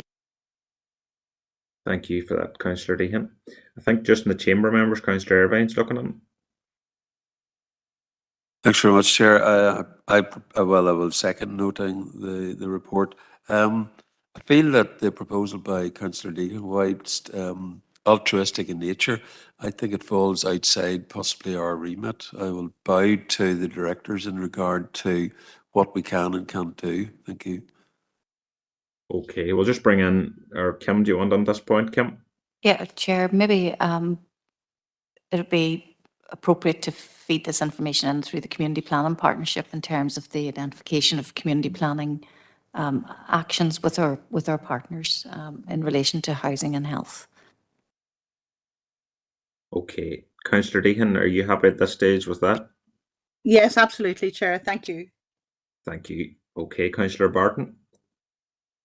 Thank you very much. And I was going to second it, but my colleagues got in before me, second this report. Just to say, in relation to health, the importance of health, and really how there has been no improvement in health over the last number of years. Just this afternoon, I was involved in a breakout session with John Boyle, and indeed we were looking at children and the welfare of children, and the most important issue in relation to children. And we came up with the conclusion: health. If you don't have health, you have nothing. So I do think this council are being very forward thinking in looking. We're starting to look at health and also bring it into community planning. Okay, thank you, Councillor Barton. Councillor McElduff. Thank you, Chair. I welcome Councillor Dehan's comments, and they're very important, this relationship or relation between housing, inadequate housing, and health.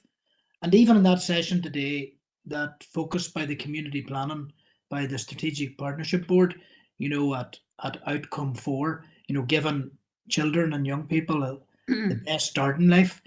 I've received contact this week from a family who are living in inadequate housing conditions from the point of view of heating, and they told me in detail how it's affecting their health.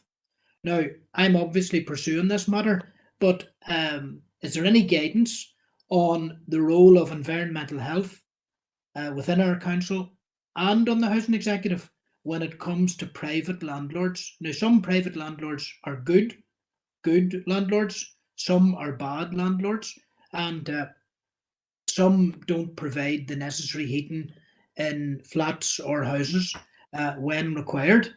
So what sanction, what enforcement is there? How is this regulated is my question, because people living in private flats, as I say, some landlords are good and are involved in good practice, good management, others aren't. And how is this regulated? Okay, thank you, Councillor McElduff. We'll get Kim on, or John's coming on. Yes, Chair, just in responsibility for environmental health, it's something that we would work with the housing authorities in order to try and solve if there was a particular issue at a particular house or whatever.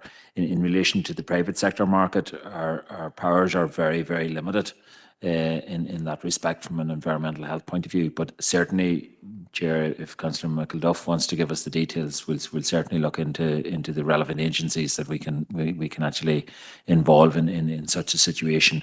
And indeed, in relation to the case itself, in relation to the poverty issue, Councillor McElduff will be aware that there are various streams that we have initiated as a council here in order to try and improve the well-being of those who are suffering at this time in relation to that. So there are various agencies that we have supported in relation to fuel aid, like St Vincent de Paul and so on.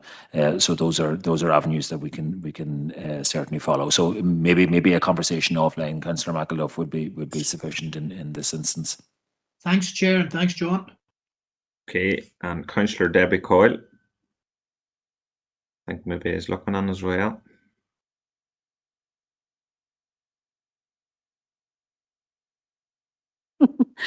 Thanks, Chair. Yeah, I just want to agree with what Barry just mentioned there, and just on that point, that isn't what I came in to ask about, but just on that point, are landlords still registered with the council? And if so, is there a certain criteria for them to be registered? Because there are a lot of private landlords that actually have quite appalling accommodation, and kids are living in it, and there seems to be very little. So definitely support what Barry just said there. So that's one question. The other thing it was just really a comment really on the report here. So I find it quite interesting that the people that live with long-term health problems or disabilities and long-term health conditions maybe don't actually see their general health as very bad or bad. So I think that's interesting from like a community point of view, because you can have a disability or be in ill health, but still be reasonably happy and accepting of that. And I think that's down a lot of the time to the work that goes on in communities and being part of groups and all that sort of stuff. So I think that's a really good reason why to support community groups and organisations that help on the ground. And regarding unpaid care, those numbers are very low, and maybe people do a lot of caring and don't realise they're doing it, but it also doesn't include the children, especially teenagers that do so much unpaid care at home, looking after parents maybe with ill health or addiction or mental health issues, and that's not kind of reflected in this, and obviously they don't fill in the form, and parents may not want to put down if they did, but it's a missing element of this report. But other than, it is quite interesting, and that's not going to be looked at, and so it's more of a comment on those two issues there. But definitely regarding the housing, John,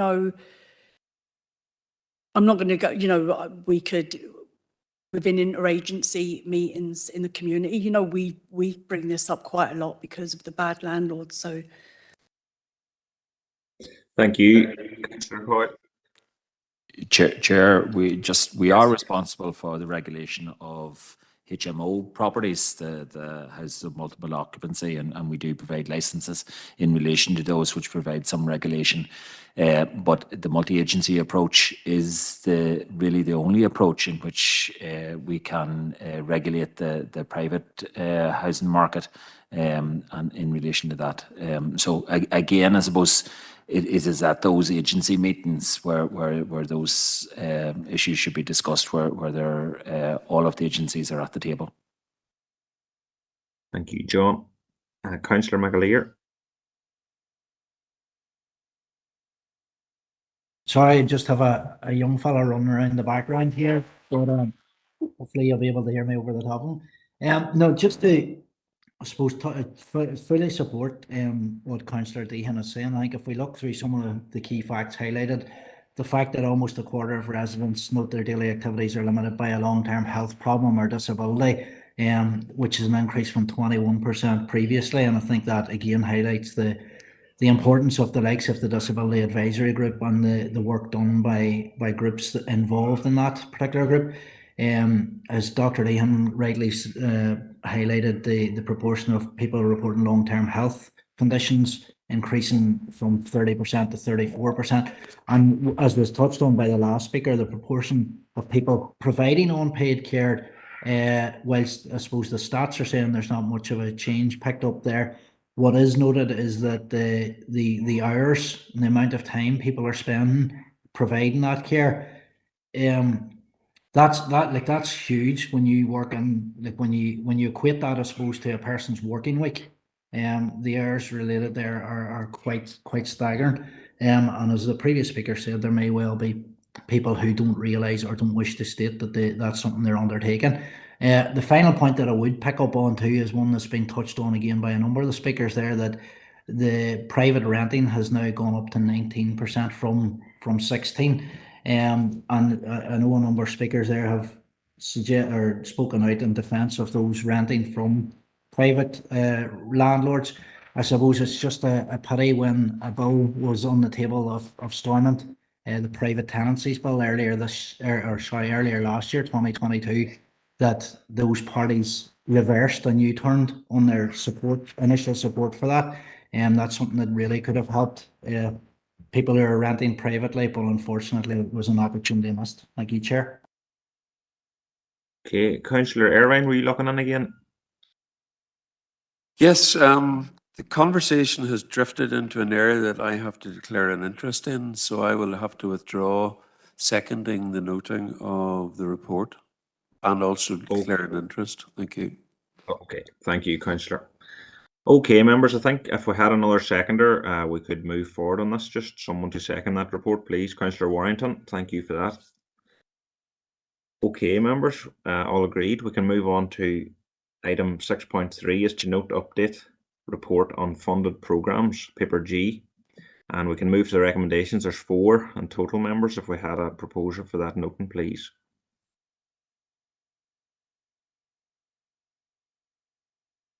If we had someone to propose 6.3, that is. Councillor Debbie Coyle in the Chamber has proposed, Chair. Okay, thank you. And is Councillor And Councillor Withers? Irvine has seconded here. Okay, thank you. Is that all the speakers, Kim? Yep. Yes, that's it. Okay, thank you. Thanks for that, members. Okay, item 7 on your agenda is correspondence. A few pieces of correspondence to deal with. 7.1 is to consider correspondence dated the 16th of December from EE regarding the timescale for undertaking repairs to the EE Mast and Brookborough area. I think the members have seen the correspondence anyway, Kim, so do you want to say anything on it?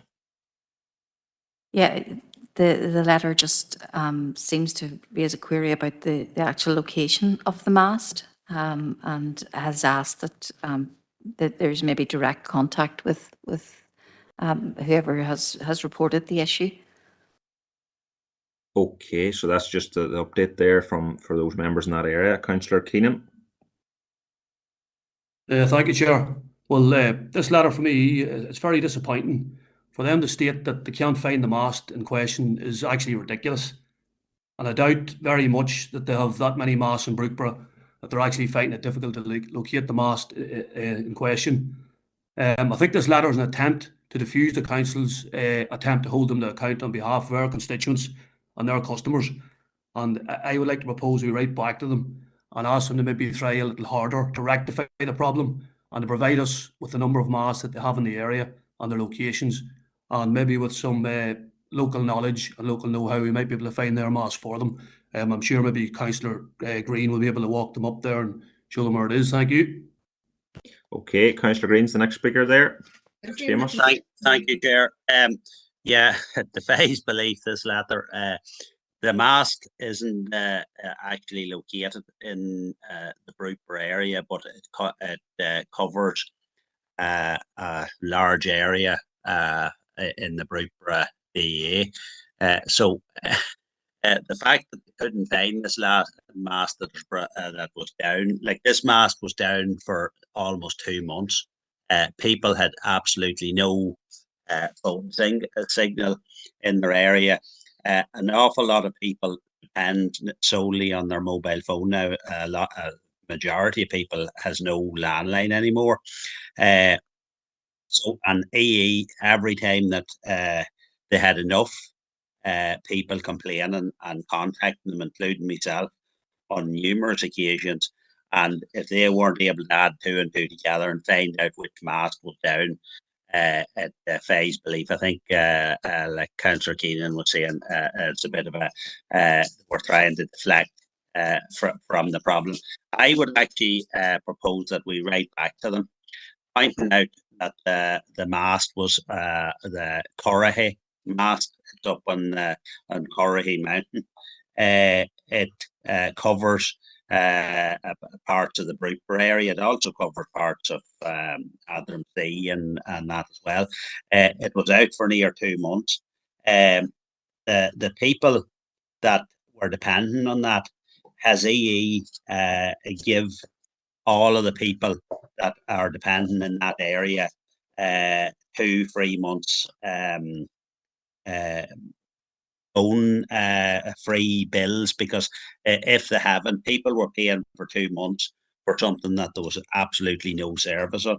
So I would propose that we write to them, ask them how many people using it that has actually been given their 2 months contract back or refunded, because EE is responsible for this. They need to put their hands up and admit that this was out for 2 months. It was out, and myself, if I needed to make a phone call, I had to get into the car and drive 2 miles round the road. That's a fact for 2 months.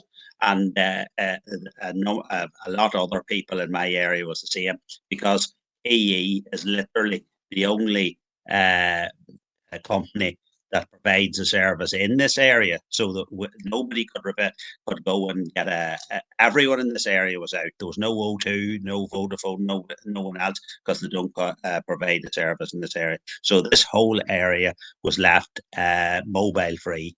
Now, some people might think that was the bad thing, but when you have no landline, it was an absolute disaster. So I don't think we should let them off of this, and I propose we write back to them in relation to that.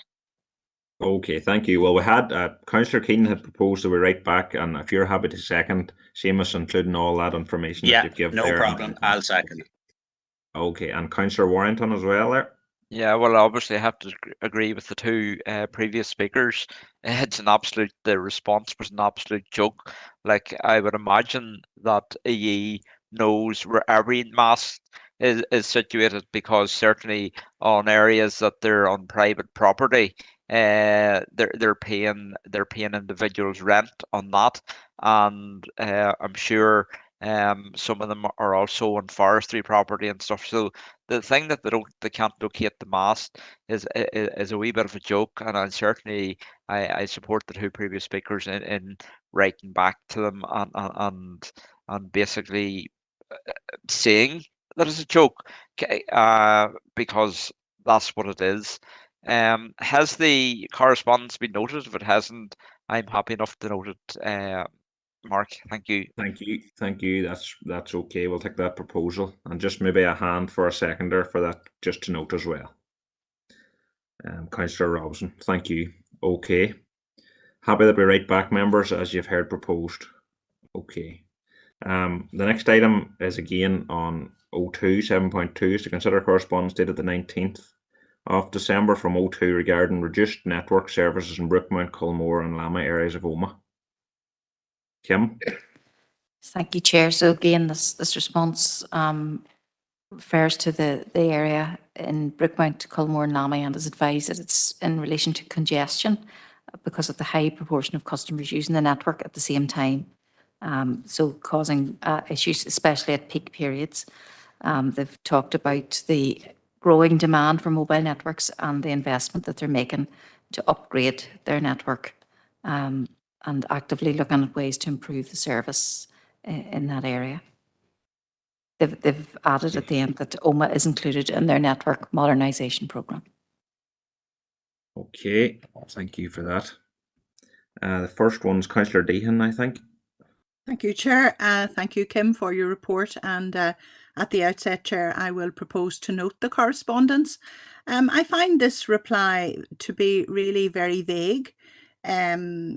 You know, I mean, it is recognised that people are using their mobile phones more and more, and also to access services online through their mobile phones. In fact, I would be interested to know how many households have actually given up on having a landline, because mobile phones have really taken over. And, you know, very regularly we see requests coming to council for removal of public telephone kiosks throughout our district. So it shouldn't come as any surprise to O2 that there is an increased demand on their network. Now, they do say that they are aware of the problem, that they are investing in improved technology to address the issue, and also that Omagh is on the network modernisation programme. But, Chair, they're unable to give a time frame. Chair, I think we need a time frame, because people are finding all of this extremely difficult.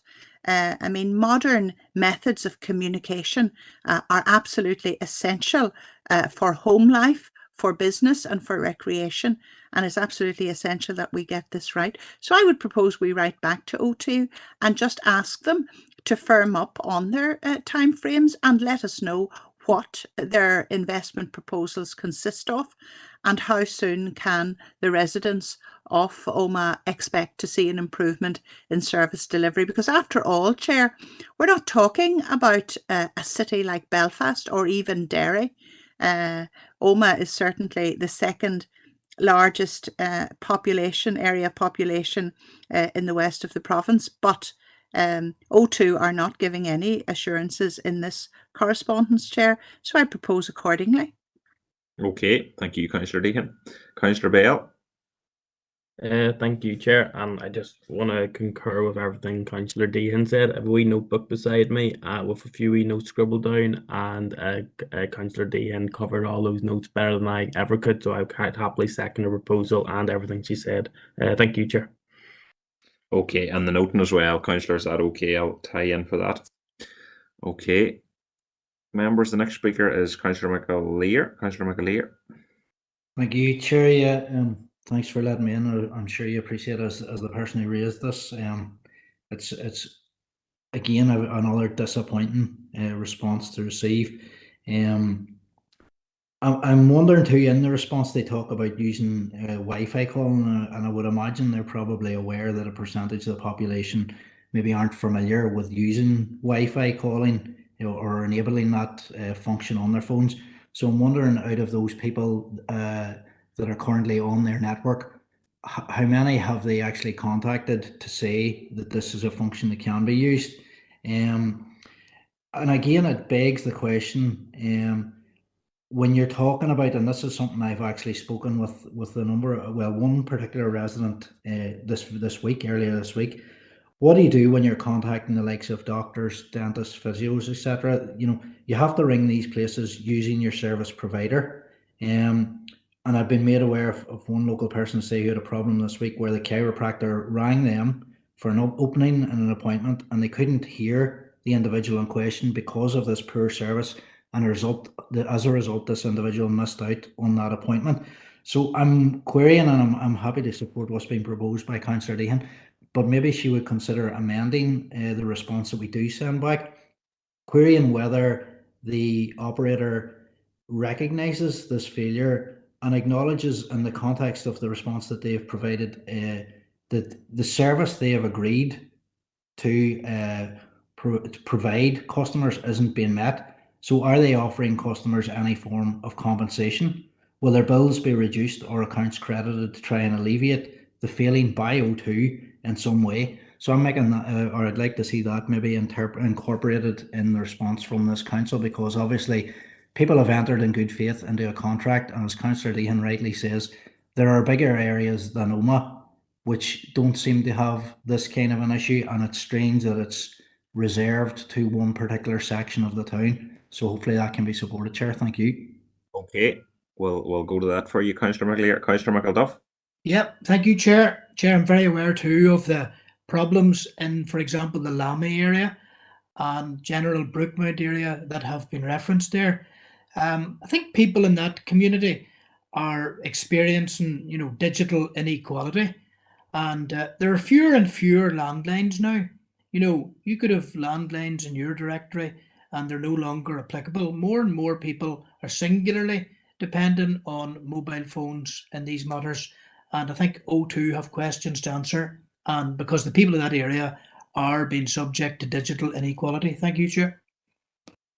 Okay, the proposer and seconder are happy to include Councillor McAleer's items as well in the correspondence. Yes, Chair, thank you. Okay, thank you, Councillor. Okay, members, we're all agreed. Thank you, and that's proposed and seconded and agreed. The next item, members, is to consider correspondence dated the 10th of January from Libraries NI regarding site works at 5 Mile Town Library. I think it's just an update, maybe, that they hope to have works underway. Is that correct, John? Yes, that's correct, Chair. And also we had inquired about the additional screening, and correspondence indicates that they have asked the officers to investigate the practicalities of erecting additional screening on the site. Okay. I think maybe Councillor Robinson, are you the first on that issue? Yes, Chair. I post noting on it. Okay, thank you. And a seconder, members, please. Councillor Keenan, your hand was up there. Maybe was that from before? Are you happy to second that? Yeah, I want to speak on the O2 issue, but yeah, you moved on. Sorry, Councillor. My apologies, Councillor. Sorry about that. Yeah, I'll second it, yeah. Okay, thank you. And that's that item proposed and seconded. Members, are we all agreed? Thank you. 7.4 was dealt with earlier in the meeting, members, and we're on to 7.5, which is Newry and Dundalk Chambers Cross-Border Conference on the 8th of March. If there's anyone would like to go, I think it's a free conference, Kim, is that correct? Yeah, yes, there's no charge for the conference, but we would just need to take proposals in terms of those members who wish to attend in respect of wider attendance costs around travel, etc. Okay. Could we leave it if there's any members interested, maybe that forward on to Kim on that, please? Just a proposer maybe to note that position, Councillor Anne-Marie Donnelly and Councillor Garrity to second. Thank you. 7.61, there's an item on Strull Education Campus. Is that Kim? Yes, Chair. So there was some reference made to this part of earlier conversation around the hockey pitch provision, but we have received this correspondence now from the Strull campus, from the Department of Education and from the Deputy Secretary in relation to this specific project. Members will be aware that the contract works were out to procurement. The update now advises us that only one tender was received from that procurement process. The letter advises that while that in itself is not an obstacle to further progress, the tendered price does exceed the budget by some margin, and the department has now, or is now engaging in a negotiation process with the bidder to look at tender refinement. So based on that process, which will now take some time to conclude, they are anticipating that the contract would not be awarded before September 2023, with construction then not commencing before spring 2024, and that will delay full campus opening then until September 2027. The letter advises of an assurance that the department remains committed to the Strull campus programme, and the team is continuing to work diligently to maintain momentum and deliver the campus. Okay, thanks for that update, Kim. Councillor Josephine Deehan. Thank you, Chair, and thank you, Kim, for your update. Chair, this is a really very disappointing development, and really my heart just sank reading this. And, you know, it's almost going to be another 5 years until this project is on the ground and our pupils can enjoy the benefits that this shared campus can bring. And it's not surprising, Chair, that the construction costs for this project are rising exponentially. And I mean, this letter reference global turbulence and increased construction costs and so on. And I accept that, but I think it's very disappointing that we just have one tender after what was a very prolonged tendering process. And now the department is entering into negotiations with the contractor to try to bring the costs down, because the letter says that the bid far exceeds their pricing envelope. So I don't think that this bodes well for the Strull Shared Education Campus. What negotiations will take place? I mean, are they going to deviate from the original design? And meantime, Chair, you know, the schools in our locality are continuing to fall into physical disrepair, with huge bills piling up for essential maintenance, and our pupils, you know, not enjoying the facilities that can be provided. And I think it's an interesting paradox, Chair, the fact that the Education Authority in the letter regarding the hockey pitch provision said that the Strull campus provision is imminent. So clearly there is lack of communication between the Department of Education and the Education Authority. This project is definitely not imminent. So I would propose, Chair, that we write back to the Department of Education expressing our disappointment at this development and urging them to proceed with the utmost haste and recognising that our local schools are in a state of disrepair and that our students continue to suffer the delivery of education in substandard buildings, and that this is a project which was a flagship project and which should have been delivered 10 years ago. So it's turning into another A5 saga, Chair, and honestly, I think we're beginning to be sceptical as to whether this project can be delivered. And Chair, it's such a shame because all you have to do is to go and see Arvely School on the Struhl site, and it's absolutely beautiful school on a beautiful site, and it's such a shame that all of this is happening just now. So I propose accordingly, Chair. Thank you, Councillor Deehan. And Councillor Thompson. Thank you very much, Chair. And again, I want to concur with a lot of the remarks of Councillor Deehan. I want to actually second the noting of the correspondence from John Smith. I think it was Councillor Bell and myself actually were on a walkabout on the site probably about 2 months ago. And for to see EA not knowing what's going on, there were representatives from EA at that site meeting, so they're up to speed. And I suppose on that day we had sort of got a feeling that this was possibly going to be the case. However, disappointing, and I remember going to the launch again of the Struhl campus way back all those years ago, and I'm sure Councillor Deehan was there as well. And it's very, very disappointing. And another thing was, some years ago, we had a meeting in the Council of the EA with regard to the maintenance of Omagh High School at that time. Now, if this isn't going to happen until 2027, we need the schools that are currently there maintained to a high standard. So what happened to Omagh High School cannot be allowed to happen again to Omagh High School or any other school in our town. So I'm very disappointed at this letter again, and it's probably something that we were thinking about or what was going to happen with this delay again.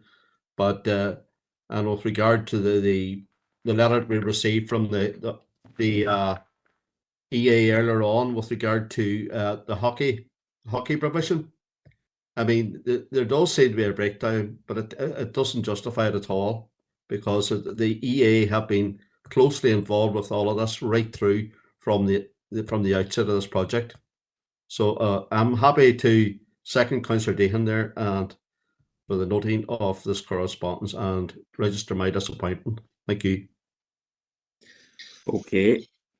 Thank you, Councillor Thompson. Maybe is there a councillor looking in the chamber, Councillor O'Coffey? Yeah, thanks, Chair. Although I certainly don't represent the Omagh area, I think that this is genuinely shocking. Originally, the work on the site began in 2013. This is, as Councillor Deehan has said, this is the flagship project of the Northern Ireland Executive around shared education, which is as close as they can come to any form of education that brings kids genuinely together. But it's not happened. It was meant to happen, it was supposed to be completed by 2020. Then it was put off, and it was supposed to be 2025 at the earliest, and now we're hearing it's 2027. It's yet another shambolic episode at the hands of Stormont ministers. This is really shocking. The poor communication between the bodies that have the charge of delivering this project, and then those who are basically told that you can't even have hockey pitches because it's too advanced, is itself almost ludicrous. You genuinely look at things that Stormont is doing, and you come away almost uniformly under the impression that they could not manage the most basic of enterprises in any way. This is genuinely a disappointment. This was meant to bring children together. This was something that was sold as, you know, how the great new beginning of collaboration between the political parties, and now we see, you know, it literally running aground again. And as Councillor Deehan said, there's plenty of other examples, whether it's roads or it's our hospital locally. And it also remains to be seen, like the Education Authority, we are all aware, has problems bringing children to school, bringing children with disabilities to school. It has problems recruiting drivers. It has problems even providing basic amenities. There's a school in Enniskillen here that hasn't had whiteboards. Like, this is the level of decay that exists under the watch of Stormont executive parties. And I think it's dreadful. And yet again, I think our communities have been failed by this. Thank you, Chair. Okay, Councillor Barton's next, please. Thank you very much, Chair. I can only concur with what has been spoken before me. This is a huge disappointment to the young people of the area, and we're now given a date of 2027. This is a big project. I think most people will understand that many big projects generally lag behind times, and I'm not sure if 2027 will be the end date either. I'm sure we will hear of more delays before 2027. I do have concerns now about the Department negotiating with the contractor now in relation to price. Are the department looking at ways of reducing costs, cutting corners, that sort of thing? I hope not. I hope what's started out in the plans will still be in the plans when 2027 comes. I don't want to see any cutting of corners in this new flagship project. Also, it is distressing to learn that there is such a disconnect between EA and the Department of Education in relation, again, to what they say about the hockey pitch. And just also to say that the schools within the Omagh area, within Omagh, that are going to go to this new Struil campus, these schools, many of them are in a great state of disrepair at the moment. They've only been having minimum maintenance carried out over the past 10 years or so, since 2013, basically since this project started. And I think I would call on the Department of Education to actually put in a proper program of maintenance into these schools now, because these schools can't be left behind. These children, some of the children are working in buildings that are not fit for purpose, and they have been deprived of modern school buildings. So I call on the Department of Education now to invest some money in carrying out proper maintenance to a number of these schools that have been deprived of maintenance over the past 10 years or so. Furthermore, I'm wondering, would it be worth a delegation from this council meeting with the Department of Education to express our concern and to urge them to get a move on with this project? Thank you. Okay, thank you. Councillor Bales next. Thank you, Chair. And I'm going to go over some ground I covered earlier in the meeting, but I'm doing it because this is such an important issue. I remember being in school whenever this campus was first proposed, and I remember the excitement then. That excitement continued then as I joined the council, and as Councillor Thompson alluded, had the opportunity to walk around the site. And it was great to see the plans on where it would be built. But because of the rising excitement, particularly in the community, it just makes the disappointment more disappointing. As Councillor Barton was kind of alluding to there, and I'm happy enough to second the two proposals there she made. I am sick and tired of receiving letters from or anytime I speak to the Education Authority in private capacity, where they say to me that they will not be making any investment into the schools in Oma because of the Stroud campus. As Councillor O'Coffey outlined, 2020 was the original date, it's now 2023, and now we're looking at 2027. Construction costs, I reckon, will continue to go up, which will create more costs, which will create more delays. And we do, again, as I highlighted earlier, we don't have Stormont at the minute. We don't have an education minister. We don't have that leadership to push this project forward, and that I think will create more delays. And meanwhile, the schools in Oma are continuing to deteriorate. Councillor Thompson highlighted the high school, but it's not just the high school; it's every school in Oma. To be fact, it's every school in Oma. And that's why I think Councillor Barton's proposal around the maintenance scheme is needed. So thank you, Chair. Okay, thank you, Councillor Bell. Councillor McAleer. Thank you, Chair. Yeah, it's interesting to hear this one. I think the obvious comparison, Councillor Deehan mentioned it right at the start, is to the A5 and the failures, I suppose, regardless of Stormont sitting or not sitting or functioning, as some people describe it, or not functioning, and I fail to see the difference really when there's people there and when there's people not. You know, this project hasn't really progressed in the way it was supposed to be progressing. That's a shocking indictment of all the establishment parties, to be honest. And the response here is, it's further shocking that the only one tender and it's already way over budget. I would maybe query if Councillor Deehan's amenable to including that. How far did they go out when they were actually tendering for this? Did they advertise to a European market? Was it solely in the north? Was it all Ireland? Was it across Britain? Where did they advertise that they've one applicant for this after delaying the application process by a number of months? To me, it doesn't stack up. And again, Councillor Deehan and others have referred to the fact that it's disappointing that the campus isn't envisaged to open before 2027, with costs increasing all the time, and that needs to be stated.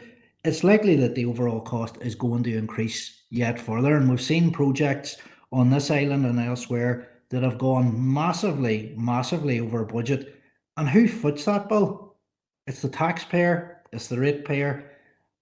You know, I think we need to stop flogging this dead horse or this dead parrot. That if Stormont's up and running, I don't see how it's going to be any better. They've failed up to this point, and they're continuing to fail in their absence. Although they're happy to pick up their paycheck, unfortunately. I'm sure Councillor Barton's seeing the difference between what happens at council level and what happens at Stormont level. But I'll leave my comments at that, Chair. Thank you. Final speaker is Councillor McElduff on this, please, Councillor. Thank you very much, Chairman. Can you hear me? My point would be that we need to meet Mark Brown and we need to meet John Smith as a council. There is, of course, you know, limited input. It receives reports occasionally. A stakeholder group, you know, which is community and councillors and educational people together, but it hasn't, you know, strong powers of any description really. So in reference to the proposals that we meet with the Department of Education, I think we need to meet specifically with the Permanent Secretary, Mark Brown, and John Smith.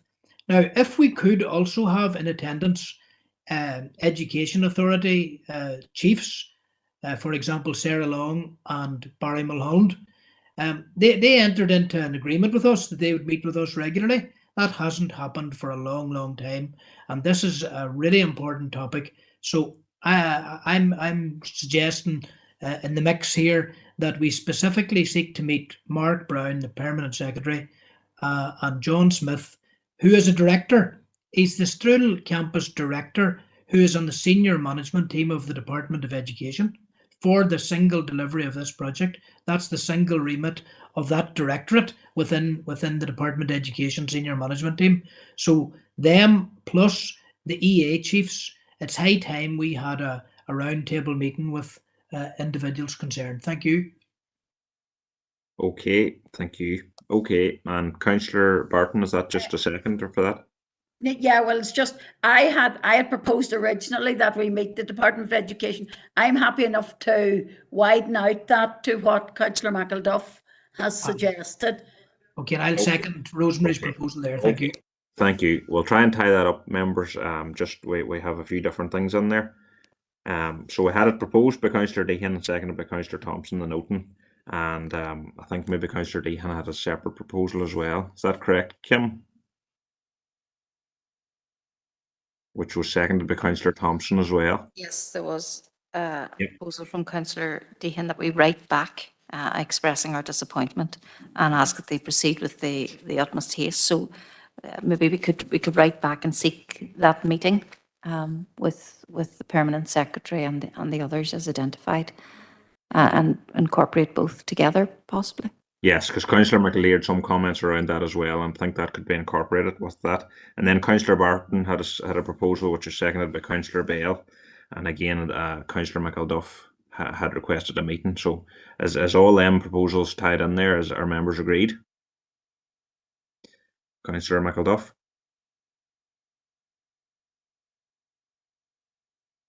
Yeah, and Councillor Thompson, happy with that? Just your hands still up there. Yeah, just want to clarify one issue, Chairman, and Councillor Bell had referred to it. I did refer to all of the schools. I highlighted Omagh High School, but I referred to all the schools in Omagh. I don't want to see them deteriorate. I want to see them maintained. Thank you. Okay, thank you. Sorry about that, Earl. Didn't mean to misquote you. Okay, and Councillor McElduff, are you? Your hand up there. Everything's in the right direction. Thank you. Thank you. Okay, thank you, members, for that. We'll get that progressed. Kim, is there any other correspondence, or is that? No, that concludes the correspondence. Okay, thank you, members, and Kim and John for that. There's 3 items, members, of AOB. Item 8 we're on to now. So just on these, members, I would just like a proposer and a seconder, and I'd like to move on. I think there's 3 items that can be progressed that way. So Councillor Bale is the first that contacted me. Councillor Bale. Thank you, Chair, and thanks for allowing me to raise this AOB. So I suppose all councillors in this chamber, I'm sure you're glad to finally see the rollout of the £600 energy scheme. This money will undoubtedly help support people across Northern Ireland. I'm also aware that the scheme is rolling out quickly, and the first letters were received there on Saturday past. However, already I have had constituents contact me with questions surrounding it, some of whom have received letters, some of whom haven't, and like any councillor, I'm happy to answer questions when I can. However, I suspect, like other recent schemes, there's going to be people with more questions as time goes on. And one sticking point already being raised in the media is that there's a need for an ID in the scheme, and not everyone has one. On BBC Radio Ulster, there was a lady, Sinead Quinn, a fuel poverty activist, and she basically was saying about the amount of questions she was getting, and the one thing she highlighted, and what I'm going to propose in this council, I suppose, because she highlighted so well, was the need for a hotline. So to put this proposal formally, I propose writing to the Department of Communities, asking them to liaise with the Business, Energy and Industrial Strategy Department in Westminster and ask to establish a hotline for the £600 energy scheme in Northern Ireland, which remit is to offer assistance for anyone struggling to receive the money that they're entitled to. Thank you, Chair. Thank you, Councillor Bell. You've heard the proposal just of the establishment of a hotline. Councillor Armstrong, are you happy to second? Chair, I'd like to second that, yes, because this evening, even on the radio, we heard the confusion for farming families too, so plenty of questions to be answered. Thank you, Chair. Thank you. I don't think there've been any disagreement there, members. We're all agreed. Thank you. Councillor McElduff now is the second person.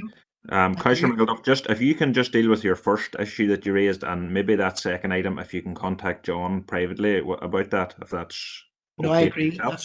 That's a good call. Thank you, Chair. That was my intention. I was going to say to you that I'll reduce it to one item and deal with the other matter variously. The item that I want to raise, the council is supportive, obviously, of community groups, including for example, the project that is going to develop in the Strathroy area, it's going to be a community garden and shed for the community of Strathroy and surrounding areas. It's very well developed as an idea, and the group concerned are anxious to make progress. Now, I spoke to estates within the council today, but I think that what needs to happen is maybe community services needs to shuttle between interested groups and parties that can make this happen. There's a legal and technical issue about available Strathroy lands and about the need for example, a legal entity to be completed, leasing the land from the council and then subleases, that type of thing taking place. So really what I'm doing is flagging up the need for urgent action. It's been in the pipeline now for maybe 2 to 3 years, this idea, and people involved in it want to take it forward urgently. So my proposal is that community services within the council speak to each of the players involved, the community groups involved who can actualize this, and perhaps bring a report till the next available RNC meeting as to what progress is being made. Thank you. There needs to be the overcoming of technical and legal hurdles. Thank you, Chair. Thank you for that. And Councillor Deehan. Yes, thank you, Chair. Well, I'd like to thank Councillor McElduff for bringing this forward. I'm aware of this initiative and the enthusiasm that there is in the community for progressing this, and I certainly want to second his proposal.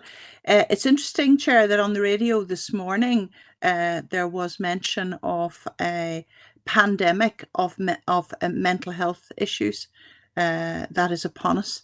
And it is recognised that gardening in particular is one way of counteracting depression and anxiety, and particularly when that's delivered in a community setting where you have the improved socialisation, the social contact, the sense of community belonging. It really all helps. And I think that if this council can assist, then I certainly would be supportive of that way of proceeding, Chair. Thank you.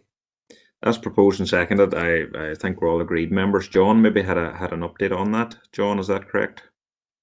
No, Chair, it's just in relation to what Councillor McElduff was saying in relation. This has been going on a number of years, especially the aspect of members may well remember that the council did agree to a 25-year lease being signed on Strathroy playing fields between the soccer club and the Gaelic club. That has been delayed due to information coming from both of the clubs, but very recently, in the past number of weeks, that has progressed. So hopefully, yes, we will be in a position in the future to progress the situation with the garden and the main shed and all of that, those sorts of issues. So certainly we'll talk to the community services. We'll talk to all of the groups involved. Thank you, Chair. Thank you, Chair, and thanks, John. Thank you, John. Okay, and finally, Councillor Garrity had an issue as well. Thank you, Chair, and I'll be very brief. I've spoke to you about this prior to the meeting, and it's just there has been concerns raised to me about the condition of Barra Main Street. I wouldn't normally ask for a corporate letter go to DFI roads, but I think locals have been lobbying and contacting with little results, and I think the main street, from my understanding, is not fit for purpose with huge potholes. Now listen, we're all aware of the state of our own roads rurally, and that's no different from any main street, but this is a village within our district, and if it's in this bad a state of repair and they're coming again a brick wall and excuses, I think maybe it'd be only fair to the residents. And I think a lot of traffic have been rerouted through Barra in recent times due to accidents and one thing and another. So my proposal is, Chair, can we write a letter off to DFI roads and ask them to address the concerns that are being raised regarding Barra Main Street in particular, and get them sorted as soon as they can as a necessity. Thank you, Chair. Thank you, Councillor. And Councillor Barton.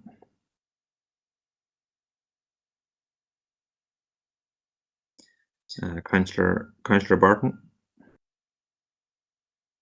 Sorry, just to second what Councillor Garrity has said, I have also reported several potholes in relation to that area too. Thank you. Thank you. Okay, we can have that addressed, members. That letter can be sent. Okay. Thank you for that, members. We'll just move now. If we could have a proposer to move to confidential, please. Councillor Thompson, and Councillor Anne-Marie Donnelly, second. Just if John can advise when we're ready to go. Thank you.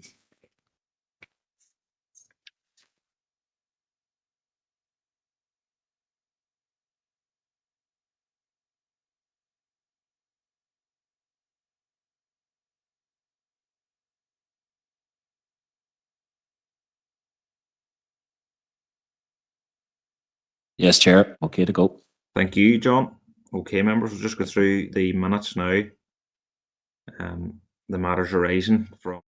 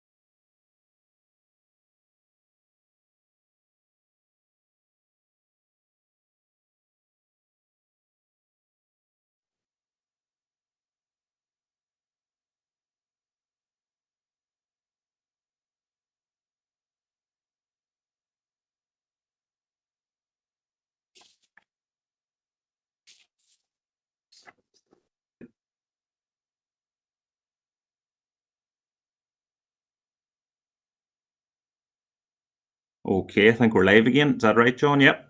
Yes, Chair, yes. Thank you. Okay, members, just if one of the directors could sum up confidential matters, please.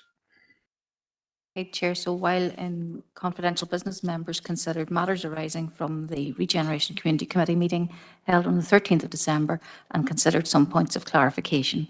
Thank you. Thank you. Just a proposer to note, please. Councillor Robertson, and a seconder, Councillor Anne-Marie Donnelly. Okay, members, thank you for that tonight. We hope that those in the chamber get home safe, and thanks to the directors and the IT team as well. And we wish you all a good night. Thank you. Well done, Chair. Thanks, Chair. Thanks, Chair. Good night. Thanks, Mark.